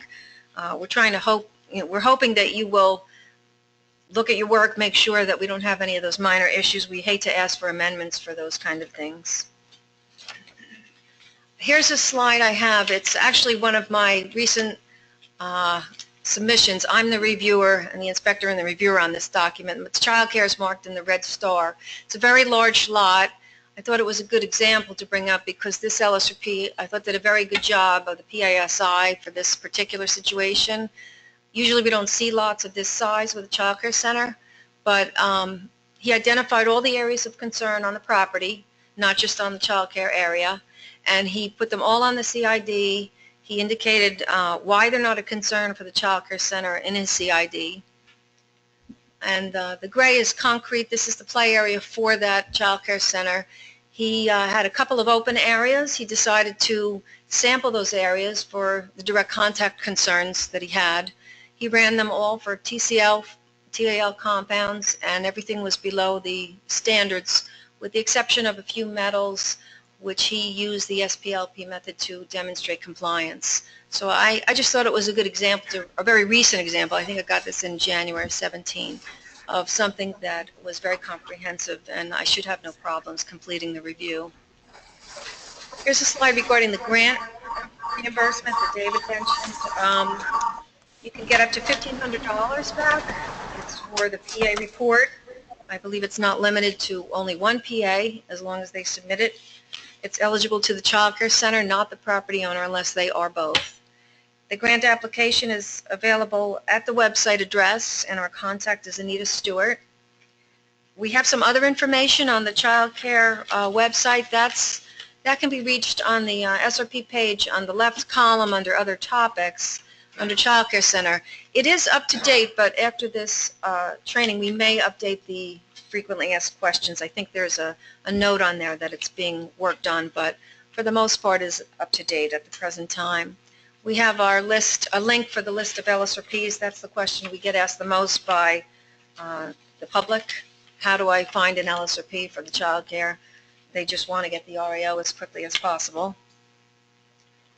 And here's our bureau contacts. Dave Oster is my section chief. Dave is in the audience, but we have our numbers and email addresses. There also is the main number for the bureau. We all work on these kinds of cases. Anybody is there willing to help you if you have a question. And I'd like to go through a couple of points before we leave. At least I'm done. DCF is the first call for any kind of RAO requirements for a child care center. So you should be directing your clients to go to them. The RAO is only one small part of a very comprehensive licensing application package, and that is the only part we are involved with DEP. The LSRP is the responsible person to issue the RAO with the notices after the PA, and any subsequent remediation is necessary. You may need the Safe Building Interior Cert from DOH to get the license, and also if there is a potable well, we may, the child care may be required to get the they are required to get the certification of acceptable drinking water if there's a potable well. The DCF and DOH do not wait for us to review our documents in most cases, unless they see a red flag. They will, hold up their end and call us about that. But in most cases, they're going to issue the license and move forward. So the center's going to be occupied well before we conduct our review. Again, I can't stress this enough that we don't want to really find anything during the review, and now we have children in the play area and occupying the center. So that's really the last thing I want to stress. And before I introduce the next speaker, I want to thank Vicki, Iqbal, and Maria for letting me use the children in the slides. All of these are my coworkers' children. So I think next up is Chris. Oh, no. David. Oh, sorry. Oh, no, it's Paul. Yes. Okay, thank you,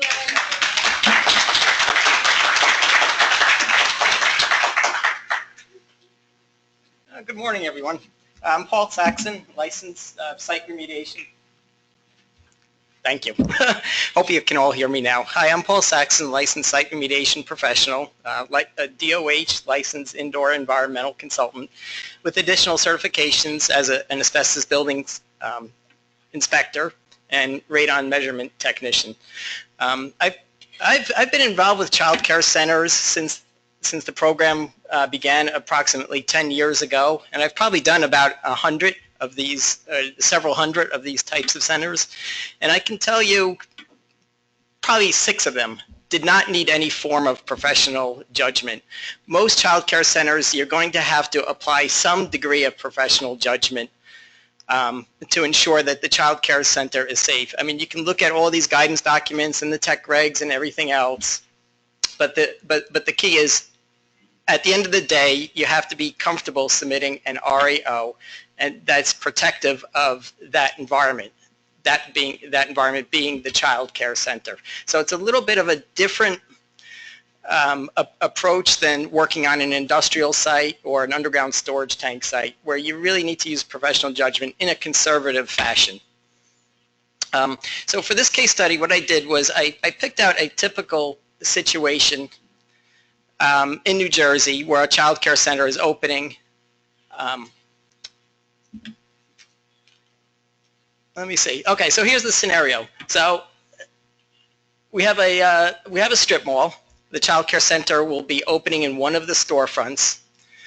The actual property encompasses approximately 10 acres. It's located on former farmland or agricultural use. It's a mixed-use property. There's residences, there's commercial sites. That's why it's 10 acres on a strip mall. There was a former unregulated heating oil tank removed that was some distance from the child care center. There's a nail salon co-located in the same strip mall building, approximately 3 storefronts away.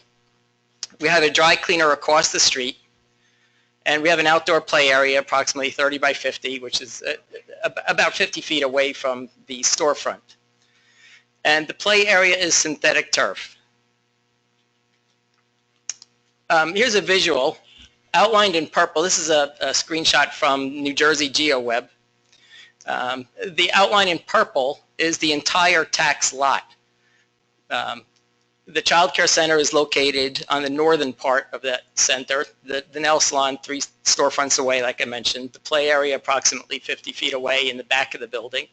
And then and we also had an unregulated heating oil tank that was removed to the east, and there's a dry cleaner facility across the street. All the S-shaped buildings down below are apartment complexes. So we did the entire preliminary assessment on that tax lot. So we looked at all historical uses dating back to 1930 aerial photographs and found out one of the historical uses was farmland.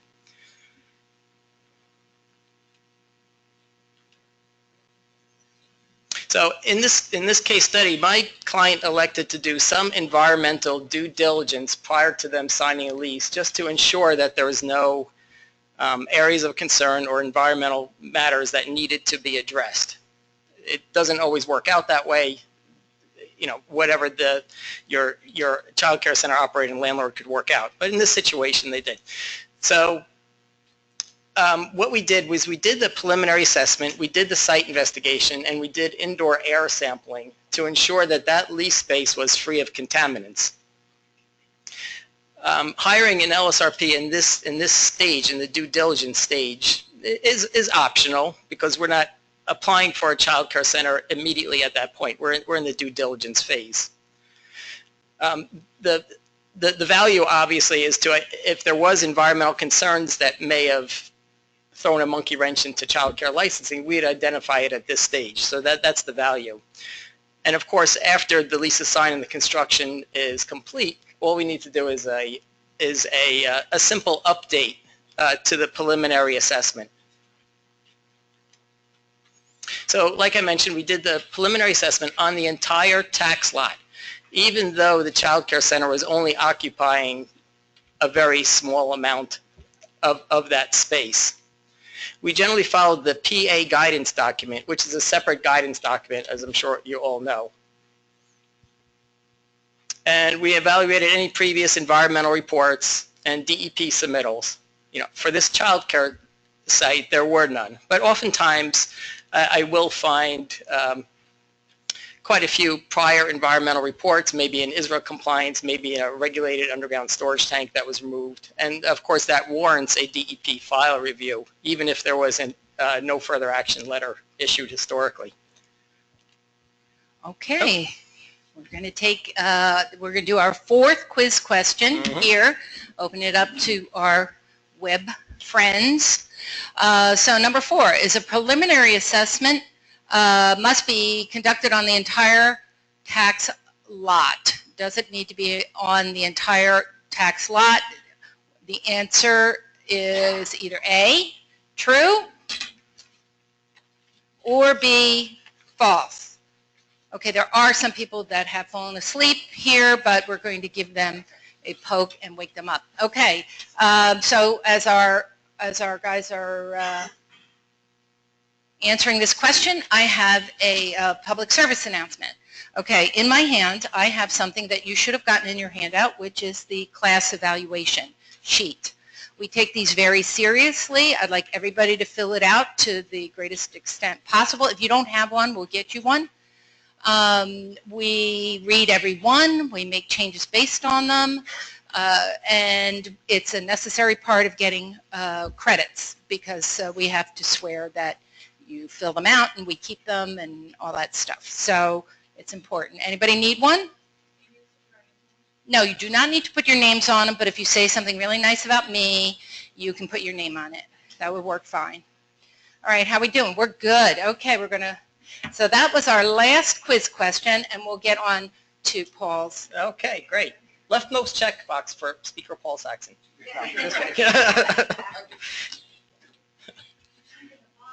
Excellent.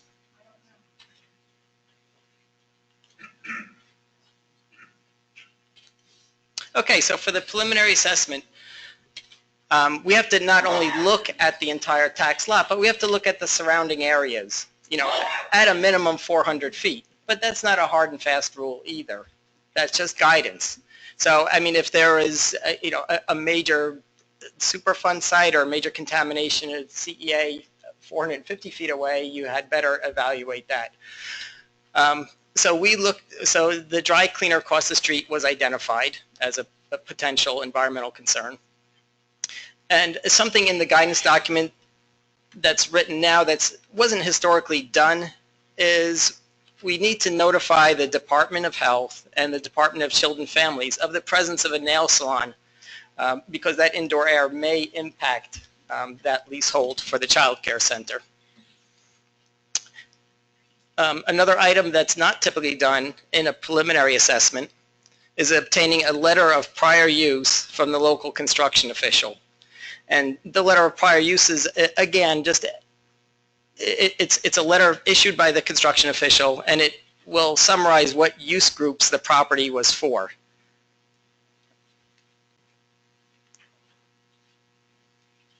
Okay, so for the former historic applied pesticide area, or former farmland, the play area sampling was required. Okay, my client was building a play area that had synthetic turf over 4 to 6 inches of roadstone. However, because there could be contaminants under there, that needed to be sampled. So being that it was a 30 by 50 or 1,500 square foot play area, we'd need 4 samples, one for the first 350 square feet, and then one for 500 square feet thereafter.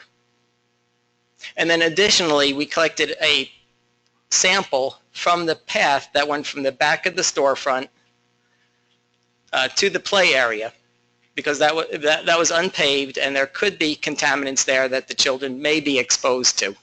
So again, in an abundance of caution, more samples are better type thing. So for historic pesticide use, we analyzed the samples for arsenic, lead, and pesticides. That's all in accordance with the historically applied pesticide guidance document. We compared them to the DEP's direct contact standards. And in this case study, all the sample results were below the DEP's most strict standards. There's actually a couple of direct contact standards for commercial sites that are more strict than residential sites. So that's why I say the most strictest standards. In this case study, we actually had lead pop up in the soil at 120 parts per million, which exceeded the impact to groundwater criteria of 90 parts per million. So what do?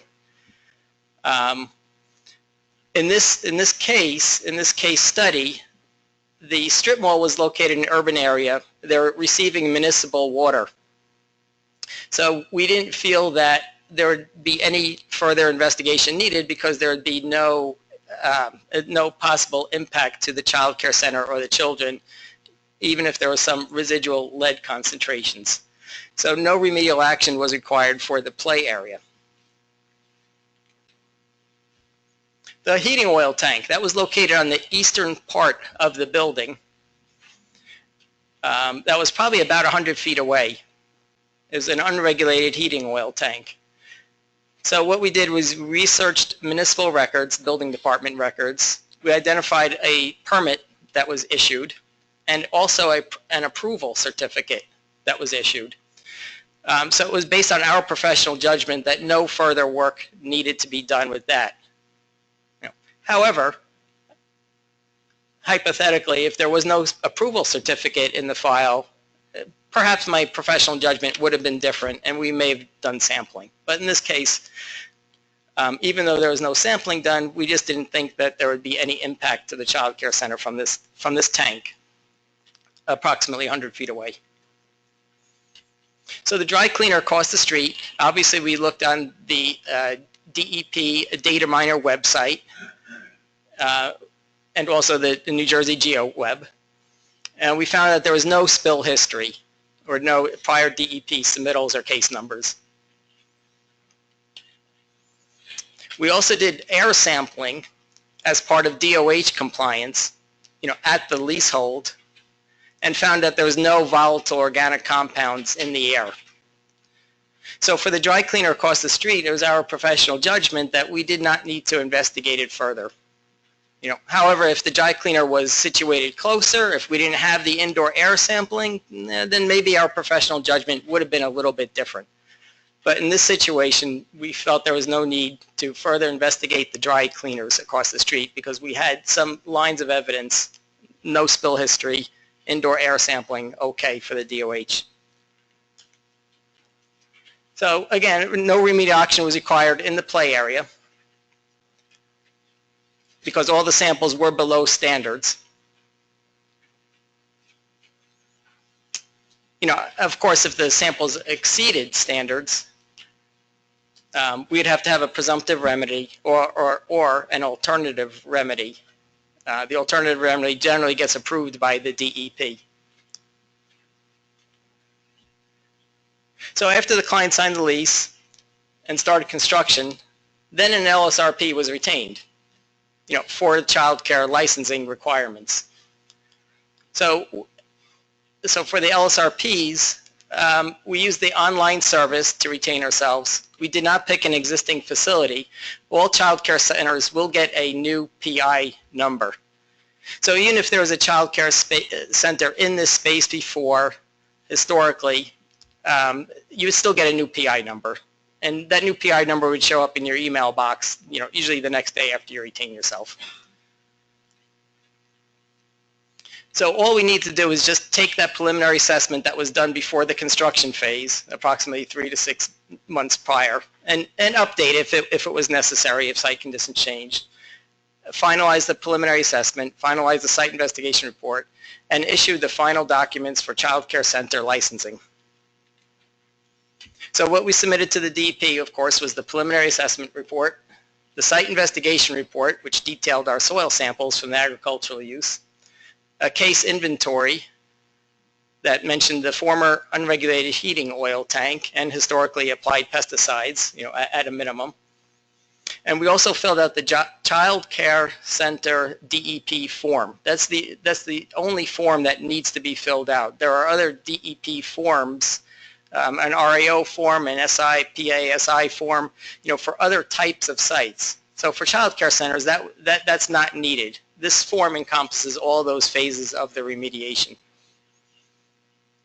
We also applied for a grant through the Hazardous Discharge Site Remediation Fund, or HDSRF, for $1,500. So the child care center operator will get that back.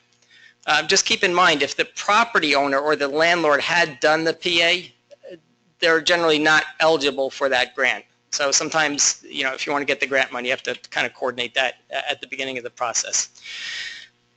Something different for preliminary assessments too is we need a certification that clean water is being supplied to the site.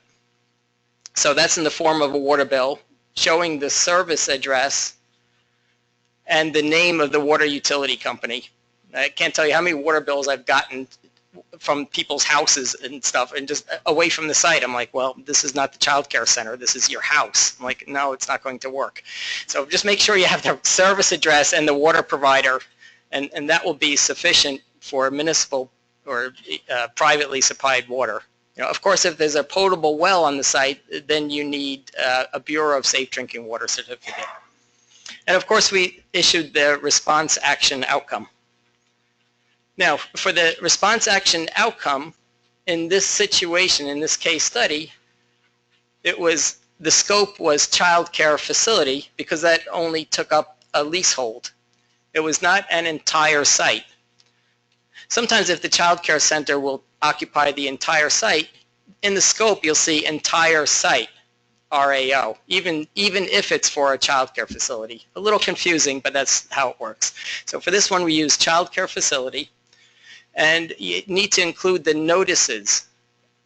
The notices include a certification by the LSRP that clean water is being supplied to the site, that there's no off-site contamination that may impact the child care center, and it also describes the leasehold and the play area. And you also include a map depicting all those leasehold and play area locations. So when the DCF, Office of Licensing, receives this letter, they know exactly what the letter is for. And something for child care center RAOs is you need to copy the local construction official. That's not normally done for RAOs, and that's one of the difference, because they need to be in the loop when they issue the final CO, certificate of occupancy. As El mentioned, the DP will inspect the site when construction is fully completed. So for New Jersey Department of Health compliance, the DOH would normally get involved in this because there was a nail salon 3 storefronts away that could be impacting the indoor air of our child care center. We didn't need to do any lead paint test because the building was constructed after 1978. Our client hired a licensed indoor environmental consultant to collect indoor air samples for formaldehyde and volatile organics. Formaldehyde's an 8-hour test, and volatile organics is a 24-hour test.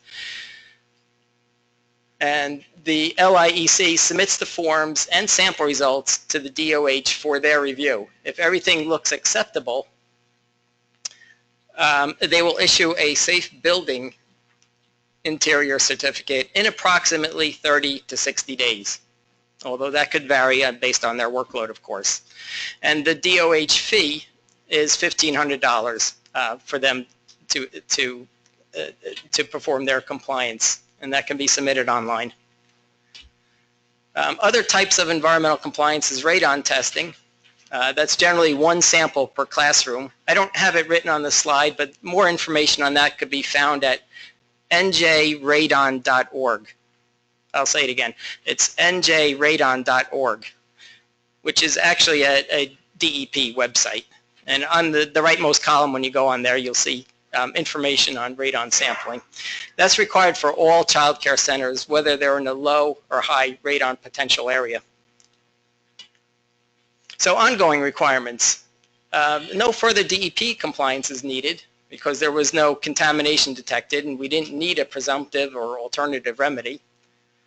You know, of course, if there was contamination where we needed to cap the playground or such, we'd have to have institutional controls and engineering controls and biennial certifications and the like. The child care center owner will sign an attestation form every 3 years attesting that there's been no changes in environmental conditions in that 3-year period or going forward. If there are a change, then the LSRP may need to get involved again. Department of Health compliance, every 5 years for all child care centers, they need to retest for radon. And because it's located next to a nail salon, the Department of Health may have air sampling requirements. It all depends on the initial results, you know, what type of facilities are located next to the child care center and so on, but they'll decide that. If the child care center expands into a separate storefront or expands the play area, for this case study, they would certainly need a new RAO, but in other types of properties where it's not so black and white, the DCF Office of Licensing Inspector will decide if a new RAO is warranted. So the key points is we need to thoroughly investigate the child care center and surrounding areas. That's a major departure from a typical preliminary assessment. Like I mentioned, for just about all child care centers and even educational facilities and schools, we're going to have to use professional judgment. And we're going to have to use it conservatively because the receptor is children. And obviously protection of human health, the environment, and our children are of utmost importance. Questions? First, I want to give Paul a round of applause. And then we'll take questions, any of the last speakers. And we do have some questions, so be ready, you guys. Okay. Yeah, for Paul, 2 questions. Your lead sample that you took, that was 120, exceeded the IGW. Did you do any SPLP on that or no? And I have another question after that. Oh, no. I just used the default criteria of, I believe it's 90. Okay. But no, I did not do any further work, the soil partitioning or anything else like that. Okay. The other question, did you submit the full lab deliverables form or no on that? Did you have to? Well, yeah, we did the tier, you had your listing the standard of tier 2. You had your listing of forms, right, and you didn't have that on there. That's why I was wondering. Oh. Yeah, no, we didn't do the full deliverables. We did the reduced deliverables. Okay. All right. Thanks.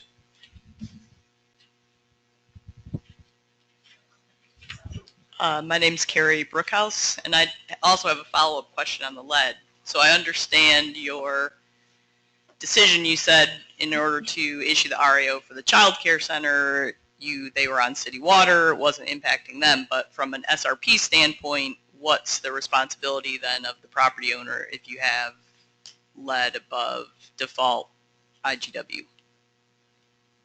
I don't believe in this situation because it was consistent with the historically applied pesticide guidance document that there was any further responsibility. I mean, maybe the DEP people can chime in if there's something they may want to add. Yeah, this comes up from time to time, and you know, we've been looking for the LSRP to justify or demonstrate compliance with the standards, and in most cases they are doing that. You know, in this case, I think the HAP guidance allows for residential in the SI phase and not to go any further, but they are going to have to justify how the pathways are not a concern for the child care center. That's in the guidance. We recognize the primary issue is direct contact in the play area, but they do have to demonstrate compliance for all the different pathways. And I had actually a second question. Oh, your answer. Go ahead. Well, maybe. What I wanted to mention, it wasn't on one of the slides, it would have been part of my talk, was regarding the lead in water for the child care centers. It's really attributable to the lead that may be from an on-site discharge or coming in from the public water supply. I know that there's a lot of activity and Department of Education rules regarding lead in water. That's really outside of the scope of this site remediation document. They have their own rulemaking, which is actually coming to a close at the end of June. So it's completely outside the scope of this document, but it is. But none of the sampling that would be done under this program would actually capture that because it's done at the wellhead or it's done, as a water quality coming into the facility. Let's take one. Oh, you have another. Let me take a web question. It looks like we only have one. Okay, if DAP is identified, will a deed notice be required? I know a remedial action permit will not be required. So if you have DAP, will they require deed notice? DEP folks are shaking their head no, so that can be the answer to that. We have another question here. Yeah, so from David's presentation, I just kind of wanted to go back to some of the ground cover because he talked about grass and maybe asphalt or concrete, but I couldn't stop obsessing about the fact that many of the playground areas have wood chips, mulch. There's also landscaping around the facility, and under the SRP program, we have the requirement to have certified fill or certified topsoil, et cetera. So I'm just curious, is that sampled? Like you're talking about the 6 inches below the cover, but are we also sampling the cover if it's wood chips or mulch or whatever? Okay, from my experience, last site that I had this happened up in Bergen County, and it was the contractor had created an outdoor play area in between two buildings. They put this thin layer of plastic down and they bought wood chips. During the course of the investigation, we're trying to find out where they got it from. Apparently there's some people who tout that they have a certified clean and it's not ground up pallets for their wood chips. But we sampled, we actually did we sampled the soil underneath the play area because we weren't sure about it wasn't like a unitary mat where the kids can't get through it. They're going to dig through it as soon as they get to it, as long as throwing the stuff at each other. And we did actually collect a bulk sample of the fill, the chips, and analyzed it for a limited suite of parameters to rule out the arsenic and a couple of other items of concern. To know that we got both, because in that situation, know the property owner who was setting up the childcare center, so we really had to kind of rule out the idea about the historic fill concern and soil concern. Oh.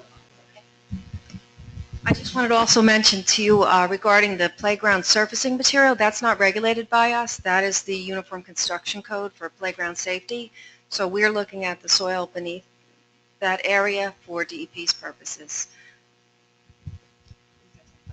Great. George Nicholas, LSRP Consulting. Just had a question on the David on slide 28. I'm sorry, 48, 49. Just in regard to the DCF courtesy inspection, just because timing is of the essence sometimes, do you have a ballpark idea of how long that courtesy inspection would take, not just to request, but also to hear back from DCF? Well, a lot of the times the DCF inspection has already occurred before we've come in. So there is a piece of paper that's floating around either DCF or the potential licensee has it. Some cases, the most recent case where we have a problem with an unknown off-site groundwater condition, which is actually under review right now, I don't think they've even done the courtesy inspection because they weren't even on the radar. In fact, the licensee is threatening litigation because they're saying we're holding up the process when they didn't even make the first step a year ago. So, hopefully it's around, but it's something you should ask for. And you should ask them whether they've had their courtesy inspection, just to understand how far along they are in the process. Because there's been situations where, let's say, facilities operate under the radar. And in this licensing and renewal process, or they've used an old approval from many years ago and they think they're okay. And I think that when the agencies start to realize it gets on the radar, and they'll start working on them. Okay, one or two more questions and then we're going to move on. Dave Russell, my question is, we're talking about child care centers, but I had a case where I had a charter school wanted to purchase a site under remediation. Are there differences between a child care center and education if it's a school? And what are those differences? Okay, that's going to get into a lot of detail regarding the other agencies and their responses. Are they talking today? But the issue is public schools, private schools, charter schools, or K through 12 kind of fall under this, but the triggers may be different. The Department of Education have a lot of different rulemaking and whether it is a public school, private school, or a charter school with varying levels of interest. Obviously, an Abbott school getting built has a lot more scrutiny upon it rather than a private school. And also there are some other issues about, if you look at the DCF rulemaking, you know, what is actually qualifies as a childcare center or an educational facility is listed there in a lot of detail, and there's a lot of exclusions to it. My most recent applicant thinks they actually fall outside all of the requirements, even though it's heavily gerrymandered, but the township are pressuring them to go through the process and do this. Can I just say that I think it's, you're asking whether a charter school is considered. The educational facilities that the Madden legislation, it is defined in there that it's both public, private, and charter schools. So if there's a Madden trigger, then that charter school would have to go through the process. Okay, one last question before we move on to Department of Health. Anybody? Oh, here we go. Hi, Chemi Sokolek, Whitman. So this is actually piggybacking off that question. I found in the guidance document, hi Dave, I found the guidance document, the CCC/EF and CCC were sort of used interchangeably. And there are some times when, and I know, Ellen, you mentioned at the beginning that potentially there was going to be already changes to this to distinguish between a childcare center and an educational facility. So I found that sometimes in the guidance document it just said CCC, and I left myself, I was wondering, well, does this exclude educational facilities? Does it include? It's because the guidance document is all, it seems to be to me all encompassing to both. Well, the guidance document focus is really on child care centers. There's only I think there's 2 sections that really mention educational facilities and break them out. We have some child care centers that are in educational facilities that are licensed. So that's why I thought when we went through that process of going through the final version, we purposely left out the EF on those areas that weren't applicable to EF. So, you know, again, if you find a section or you're confused about something, you can contact us and we can try to talk to you about that. Okay, thank you. Do I have time for one more quick question? So if you're doing a due diligence and you're trying to get a site-wide RAO, and then so that's going to be the preliminary process before the daycare center or school is built or operating, and then ultimately, you know, you'll have the second RAO, et cetera, et cetera. So are there any requirements for to whom that initial RAO should be issued? In other words, if it's a due diligence process, it's neither the current owner, you know, the prospective purchaser is really the one that's paying for all of this. No, you can issue the original RAO to whoever the party is responsible for conducting the remediation. The owner. Right. Okay. All right. We're going to move on. There'll be another chance to ask questions during this presentation, and also our presenters will hang around for a bit afterwards. So we have Department of Health. I want to welcome Chris Agnew to speak next.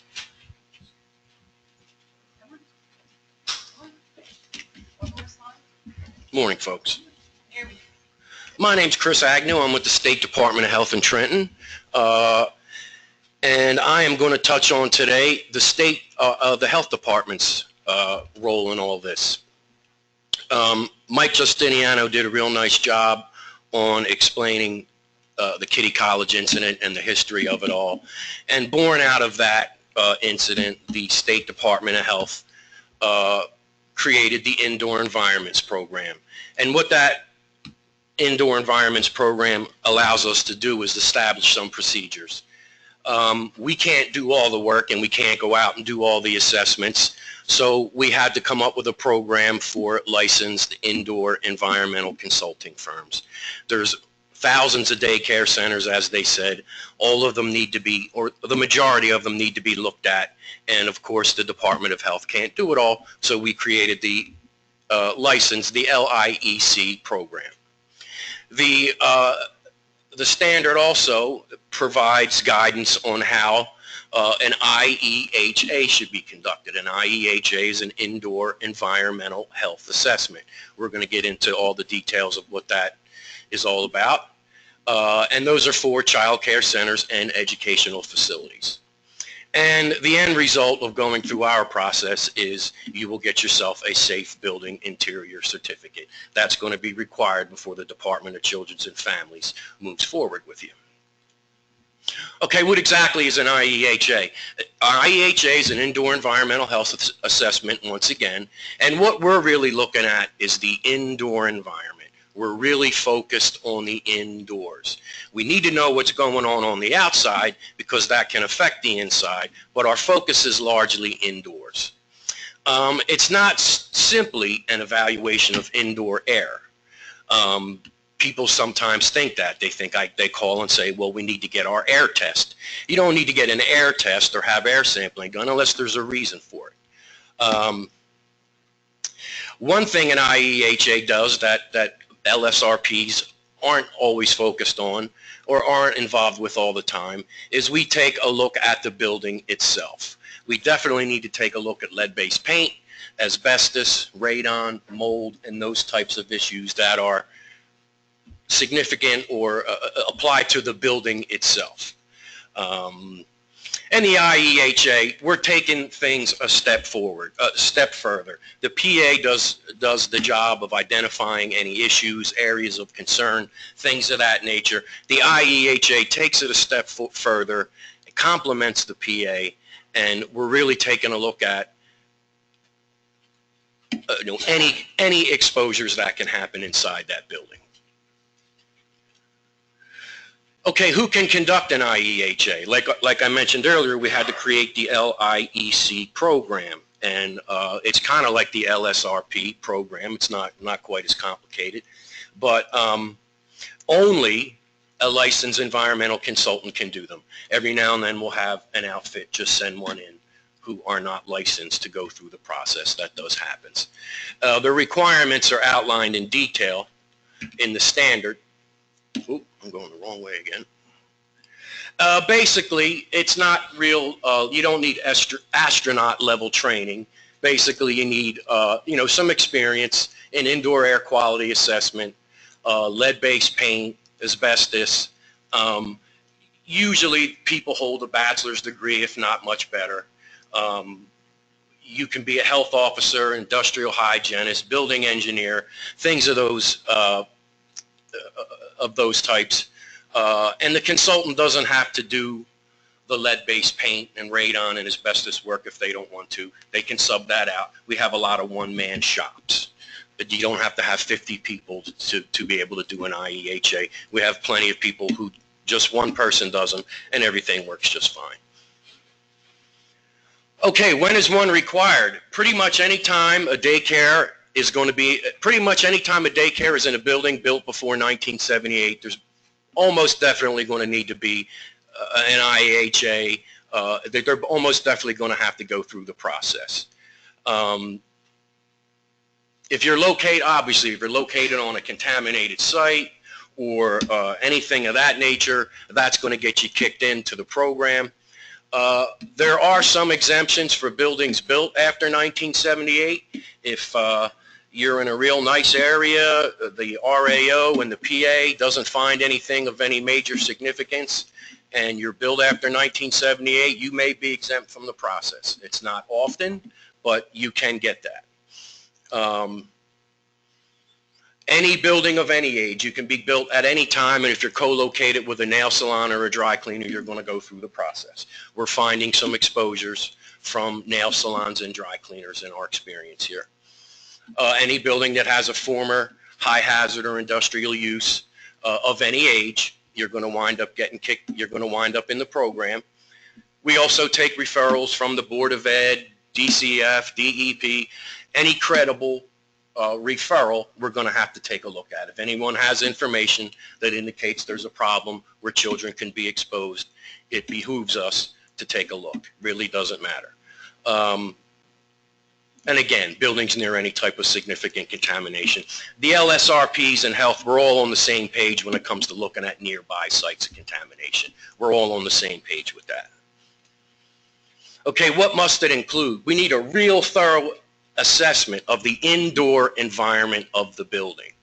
We need to find out if any of these contaminants that you may have found from your areas of concern throughout the process can have the potential to get into the building and affect the children or staff. The prior use is really, really important. It's about half of the whole process, I would say, maybe 40%. You really have to do a good job at knowing what the former use of the building was. That's not always simple. It's not written down somewhere on a deed of the building of everything that it was in the past. That can be difficult, but you really need to get into that. Daycares are wind up going in funeral homes, next to dry cleaners, mothball factories. People are putting them in all kind of places.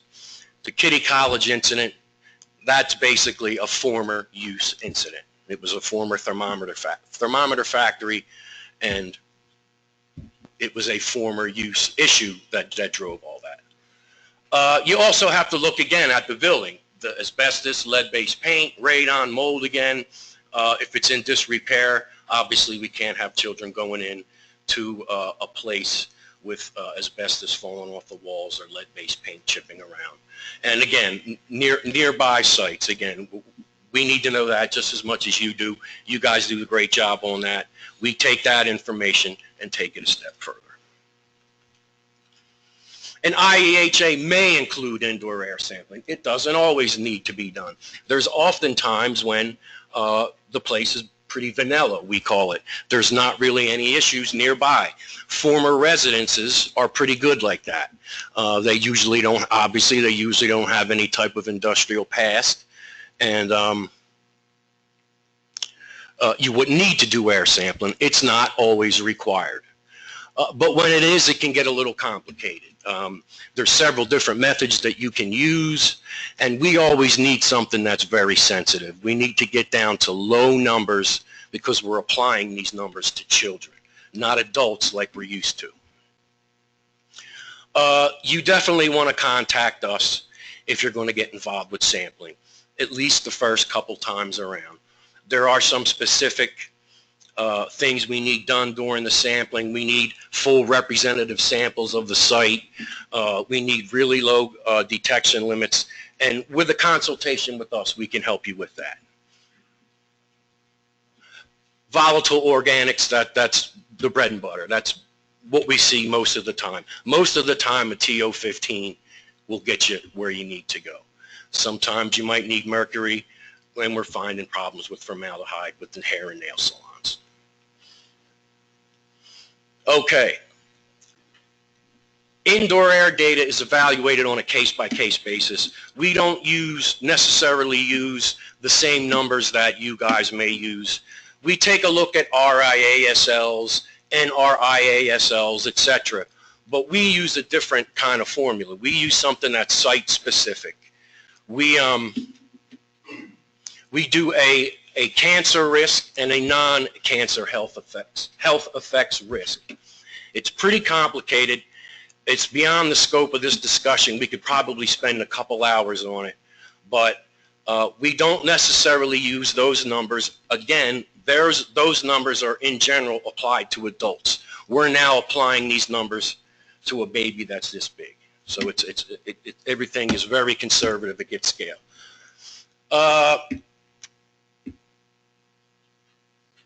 We also need to know, you need to go through full asbestos. You need to do basically an AHERA type inspection to make sure that's okay. Radon, of course, there are standards for that. And the lead-based paint, it's the same as any other lead-based paint inspection. It's just done in a child care. But that has to be up to snuff. We can't have, you can be lead safe, you can have lead-based paint, it just can't be in disrepair. And the safe building interior certification, that's what you get at the end. If the IEHA report meets everything we need, if it takes care of all the issues and areas of concern that were identified, and no other further sampling is needed, everything is fully characterized.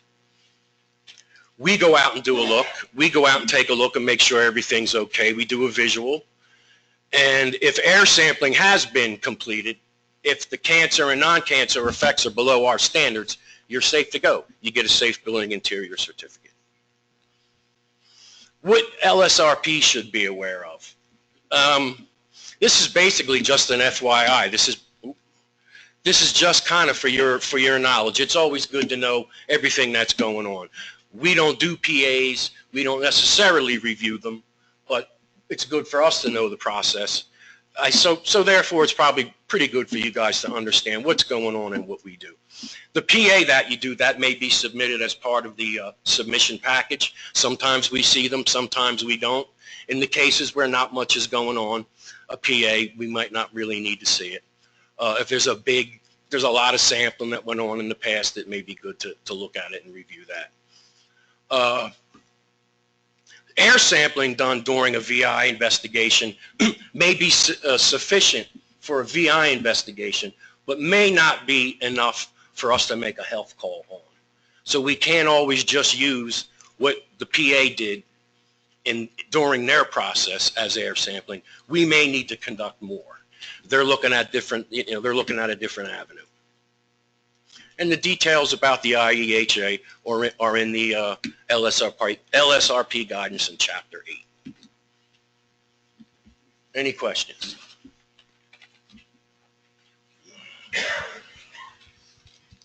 I was just curious, the thought popped into my head. Does this apply to summer camps? No, they have a different program. They go through summer camps do go through some type of health, some type of health department analysis. I'm not involved with it, but they are involved. Not with this process, but with another one. I'm really not clear on it. Any other questions? Any other questions for Chris? Thank you, Neil Riverson Langen. Chris, I imagine that these indoor environmental investigations, evaluations are being conducted on newly constructed facilities that are going to be used for child care purposes. Some of those facilities may be on active or contaminated sites. How does the DOH deal with or evaluate the indoor air conditions for materials that are off-gassing from furniture? And very good question. That is a major issue that we do have. It's tough. Let's say a daycare opens up next to a nail salon. We're going to have them do formaldehyde sampling. And if you have all new carpet, all new paint, all new cabinets, etc., you're liable to have an elevated formaldehyde reading from those products.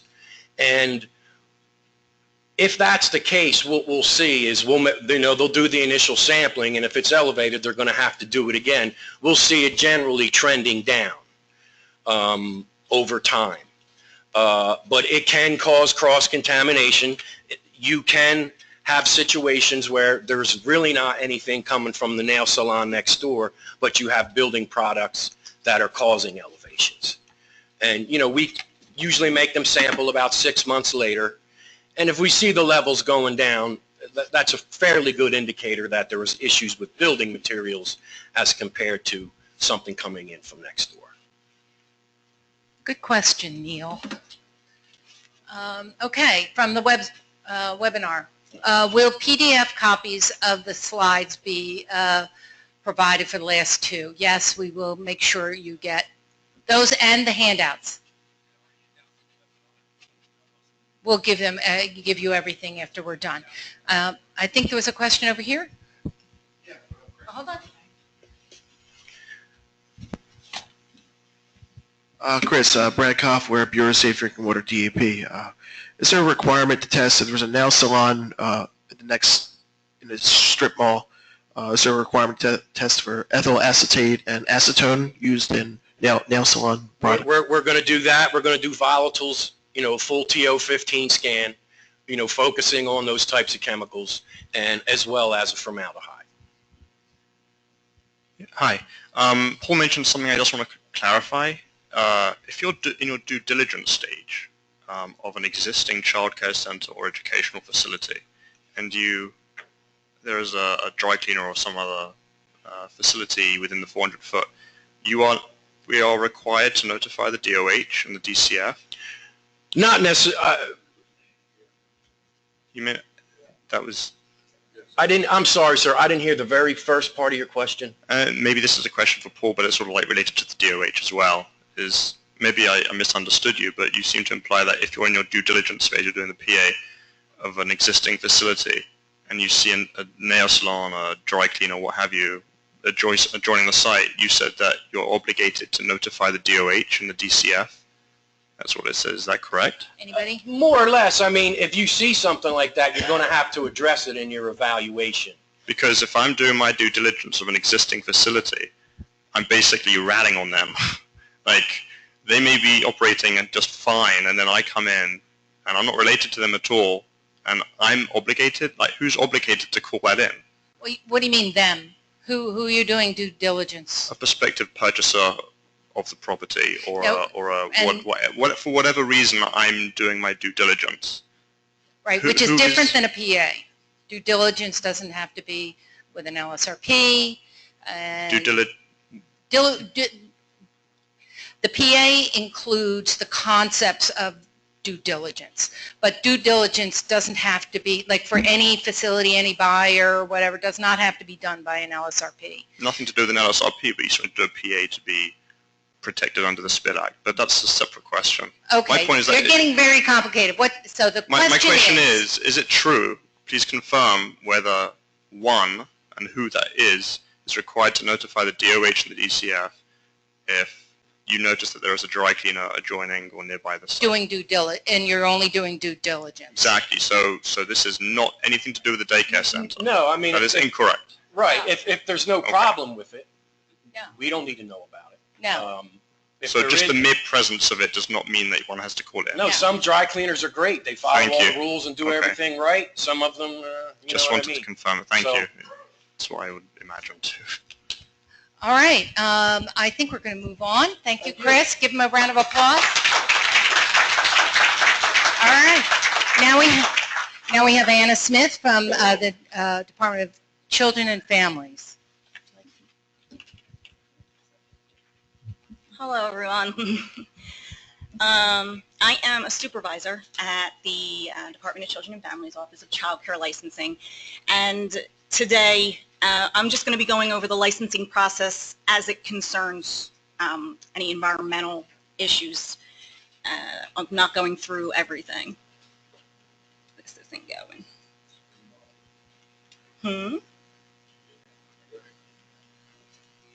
It's not. What? You didn't say next slide, and they'll take care of it. Oh, they're doing it. They can do it, or you can do it. I think you're, no, just say next slide. No. I'm so sorry. And then we'll do this. Okay, I'm so sorry. So next slide, obviously now. Okay, so this is just telling you where our requirements are from. We follow the manual of requirements promulgated pursuant to the Child Care Center licensing law. So we are the agency that's authorized to license these child care centers. So it all kind of starts with us. Next slide. So I'm just talking about new or relocating child care centers. There are a lot of documentation that we need, not just environmental documentation, but as far as the environmental documentation that we do need, the letter of prior use, we've talked about this through the whole, through the whole training. This has to be issued by the local construction official, and it basically has to indicate if the building ever housed a hazardous use group. Then we'll need the water bill if they're on a public community water system, or we'll need the safe drinking water certification if they're supplied by a well. Obviously the RAO issued by an LSRP.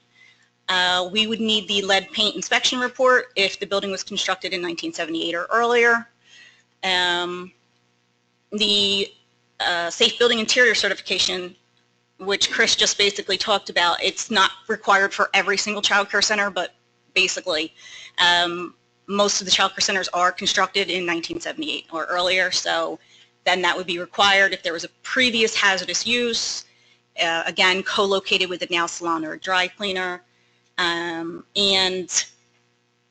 what we call an LSRP or DEP referral if there's any concerns that come up while you're doing the actual PASI. And then I just wanted everybody to understand that there are, it's very comprehensive. There are a lot of other documents that we need in order to open up the child care facility. Those are just the actual environmental concerns. Okay, next slide, please. So we do renewals every 3 years on child care facilities. And I think David or Paul said that you do not have to get another RAO or go through an LSRP at every renewal. We have an actual DCF attestation form that they can basically fill out if there are no changes, if there were no changes since they opened or since that previous renewal. So that's the only way that they could do that. If there were conditions on it, we actually will ask them to reach out to the LSRP. Next slide. Okay, this is a big one. I don't know if a lot of you are getting phone calls from constituents that basically want to go into previously licensed child care centers. They are able to do that without getting an RAO if the center has been closed for less than a year. And they have to, of course, have no existing conditions. But what's happening is people are not real happy about the year thing. So they're calling the LSRPs and kind of trying to get them to, update the PA and then get a RAO, which is fine. They can do that. What I do explain to them is if you don't contact the original LSRP, they're not going to take on that liability of updating that, updating the PA. But we can accept recertification forms for previously licensed child care centers. Next slide.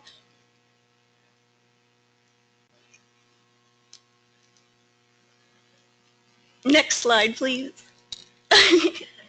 There is no next slide. Am I done? Can I go?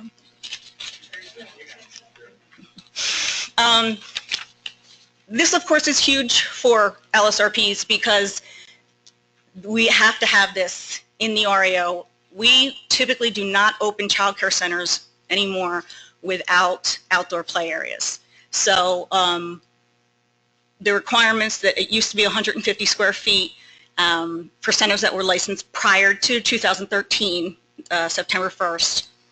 When that moved to a minimum of 350 square feet after 9/1 of 2013. We're having a lot of issues with the off-site playgrounds. They have to get those approved through us first. So a lot of times they don't come to us first, so you go ahead and do the off-site playground and we won't accept it because they can't use that one.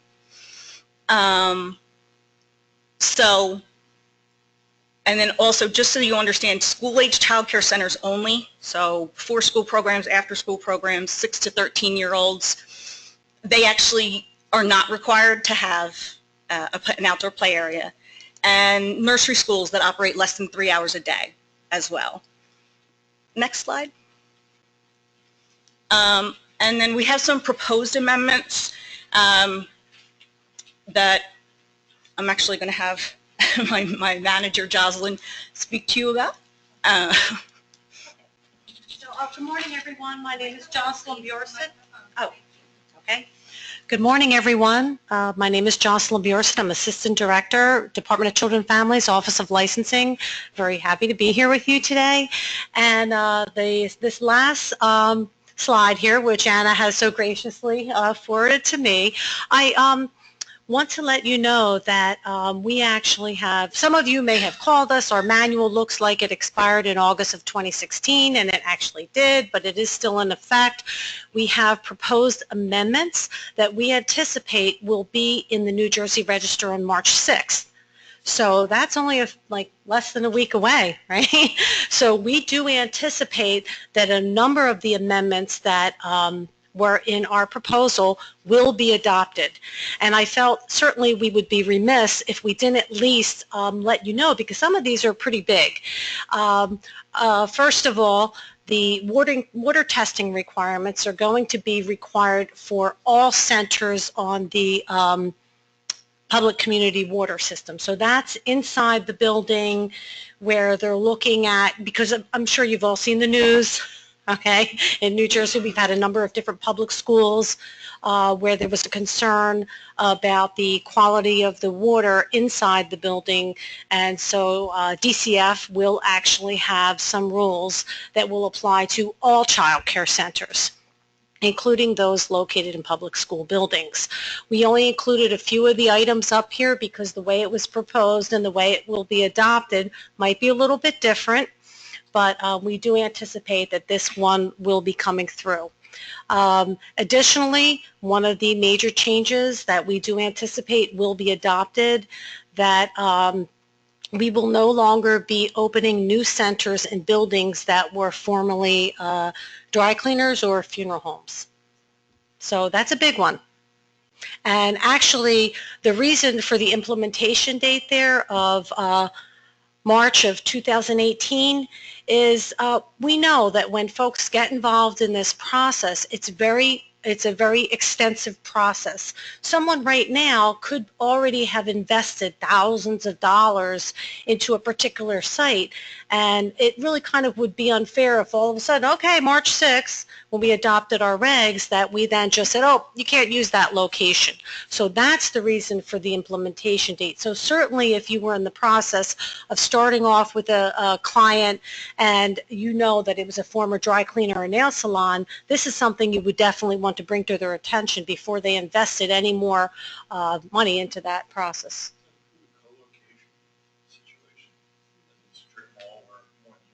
No, this is the exact... Can you repeat that question? Mike. No, not he, not, you know it. Okay, so the question was, does that include a co-location like a strip mall? And the answer is no. We did not go that far, but this is the exact location. So it's not that we haven't had issues with the co-location piece, but certainly in terms of the exact location, it's really better for them to find another location. Okay. One of the other things I will mention that is not actually on this slide but will have an impact is what we anticipate is that right now you're probably aware that for the licensed child care centers that are in public school buildings, we actually require the for-profit programs to go through the entire process and meet all the building requirements. What we have proposed and what we anticipate will be adopted is that all the programs, whether they were nonprofit or for-profit, will fall into that category and will not have to follow through with all of the building and environmental requirements, meaning that our office will not have regulatory authority. It doesn't mean that the public school still doesn't have to do that. It actually comes down to who's regulating it. So that the Office of Licensing, just like right now, we don't have the authority to regulate the nonprofit program, nonprofit child care centers in public school buildings. It will also then include the for-profit. So we anticipate, we look forward to that change, and we do anticipate that that will be adopted. What I will say is that certainly when the adoption notice comes through, we certainly will forward that to DEP so they can share that information with you, so then you will know it was adopted and how it was adopted and all of that. Okay, is that the last slide? That's okay. Do we have any other questions for children and families? We do have some. I was just curious, when you talk about if there's any changes for renewal, is that just within the facility itself or within that 400-foot radius? I'm sorry, what was that? For the renewal process, if there are no changes, you can just attest to that. So my question is, do the changes apply only to the building or the facility itself, or the 400-foot radius? Well, it's supposed to incorporate everything, especially the play area. Did they relocate the play area, that kind of thing? But it's only the owner of the daycare center that's attesting to this. So if there were any outside things, hopefully they would know, but. Yeah, so I think specifically would be, let's say you weren't co-located with a dry cleaner and now 2 years later you are. Mm-hmm. Do they call that out or they don't? Because that would imply they'd have to go back through and do indoor air sampling, et cetera. Absolutely, yes. So if by chance a nail salon or a dry cleaner moved into that strip mall, absolutely, that would be something. That would be a huge change. Okay, so any other, Bill? Just a quick question on the water testing for lead and copper. There was a recent rule last summer that all schools be tested, as you know, public schools, for lead. Your rules requiring lead and copper. I can see where this is going, but could you speak to that? And also, I assume the sampling procedures should be in accordance with the state sampling guide and the federal 3T sampling protocol as well. So, as you know, we are not environmental scientists or with Bureau of Safe Drinking Water, but you are absolutely right that they are more prescriptive. Imagine most of you are aware of the emergency regulations that were adopted by Department of Ed specific to this issue. So these are a little bit different than what the emergency regs are with Department of Ed. Moving forward, we do anticipate that with at least the public school buildings that when the Department of Ed is doing their testing that we will accept that documentation. I know I'm not really answering your question, but I will say in the adoption notice it will have that copper and lead and all those kinds of things, and I can tell you that since we're not really the folks that are the experts in that area, did you have something, Bill? Regarding that, does that mean that these rules, there's a proposed notice of adoption open for public comment now? Or is No. it? This is the adoption notice. The proposed requirements, the comment period was over in, I guess it was November of 2016. So, but, you know, there's going to be the next round, I'm sure, once we, you know, get these. I already start a list once we're going to adoption saying, okay, well, next time around, let's do this. But what we do anticipate is that the owner of the center will do the testing in accordance with what's in our requirements and then submit those reports to Office of Licensing along with maybe an attestation attesting that their water is good and here's the report. And certainly in our requirements, which is a little bit different, is when the levels are high that they have to immediately take action to have the children stop drinking the water. If they are doing food preparation, to consult with the Department of Health to determine whether or not they can still do that and to notify parents. Okay, I'm going to do two things. We still have a couple of questions, but I want to remind everybody about the class evaluation. Sue Shannon will wrestle you to the ground if you don't have it done. There is one question, and it's very similar to what we were just talking about from the web, and it says, will the lead and copper testing be required for existing child care centers at renewal, or is it only for new centers? So we license approximately 4,000 child care centers, and this requirement will be for all centers. Good. We have a question from the back. Okay, you have an existing child care facility license that's been issued. We're doing a modification, renovation to the facility. That's our scenario. Is the total square footage of the play area tied to that approval? For example, we've come into a situation where we've had to reduce the size of the play area for client reasons or sampling reasons, whatever it may happen to be. Is that total square footage of the play area tied to that approval? And if we have to reduce it, do they have to come back for a new approval license? Yes. So they would have to. As long as they meet the minimum, excuse me, as long as we meet the minimum requirement. Right. So basically what happens is we kind of do that on a case by case. We do get these calls all the time.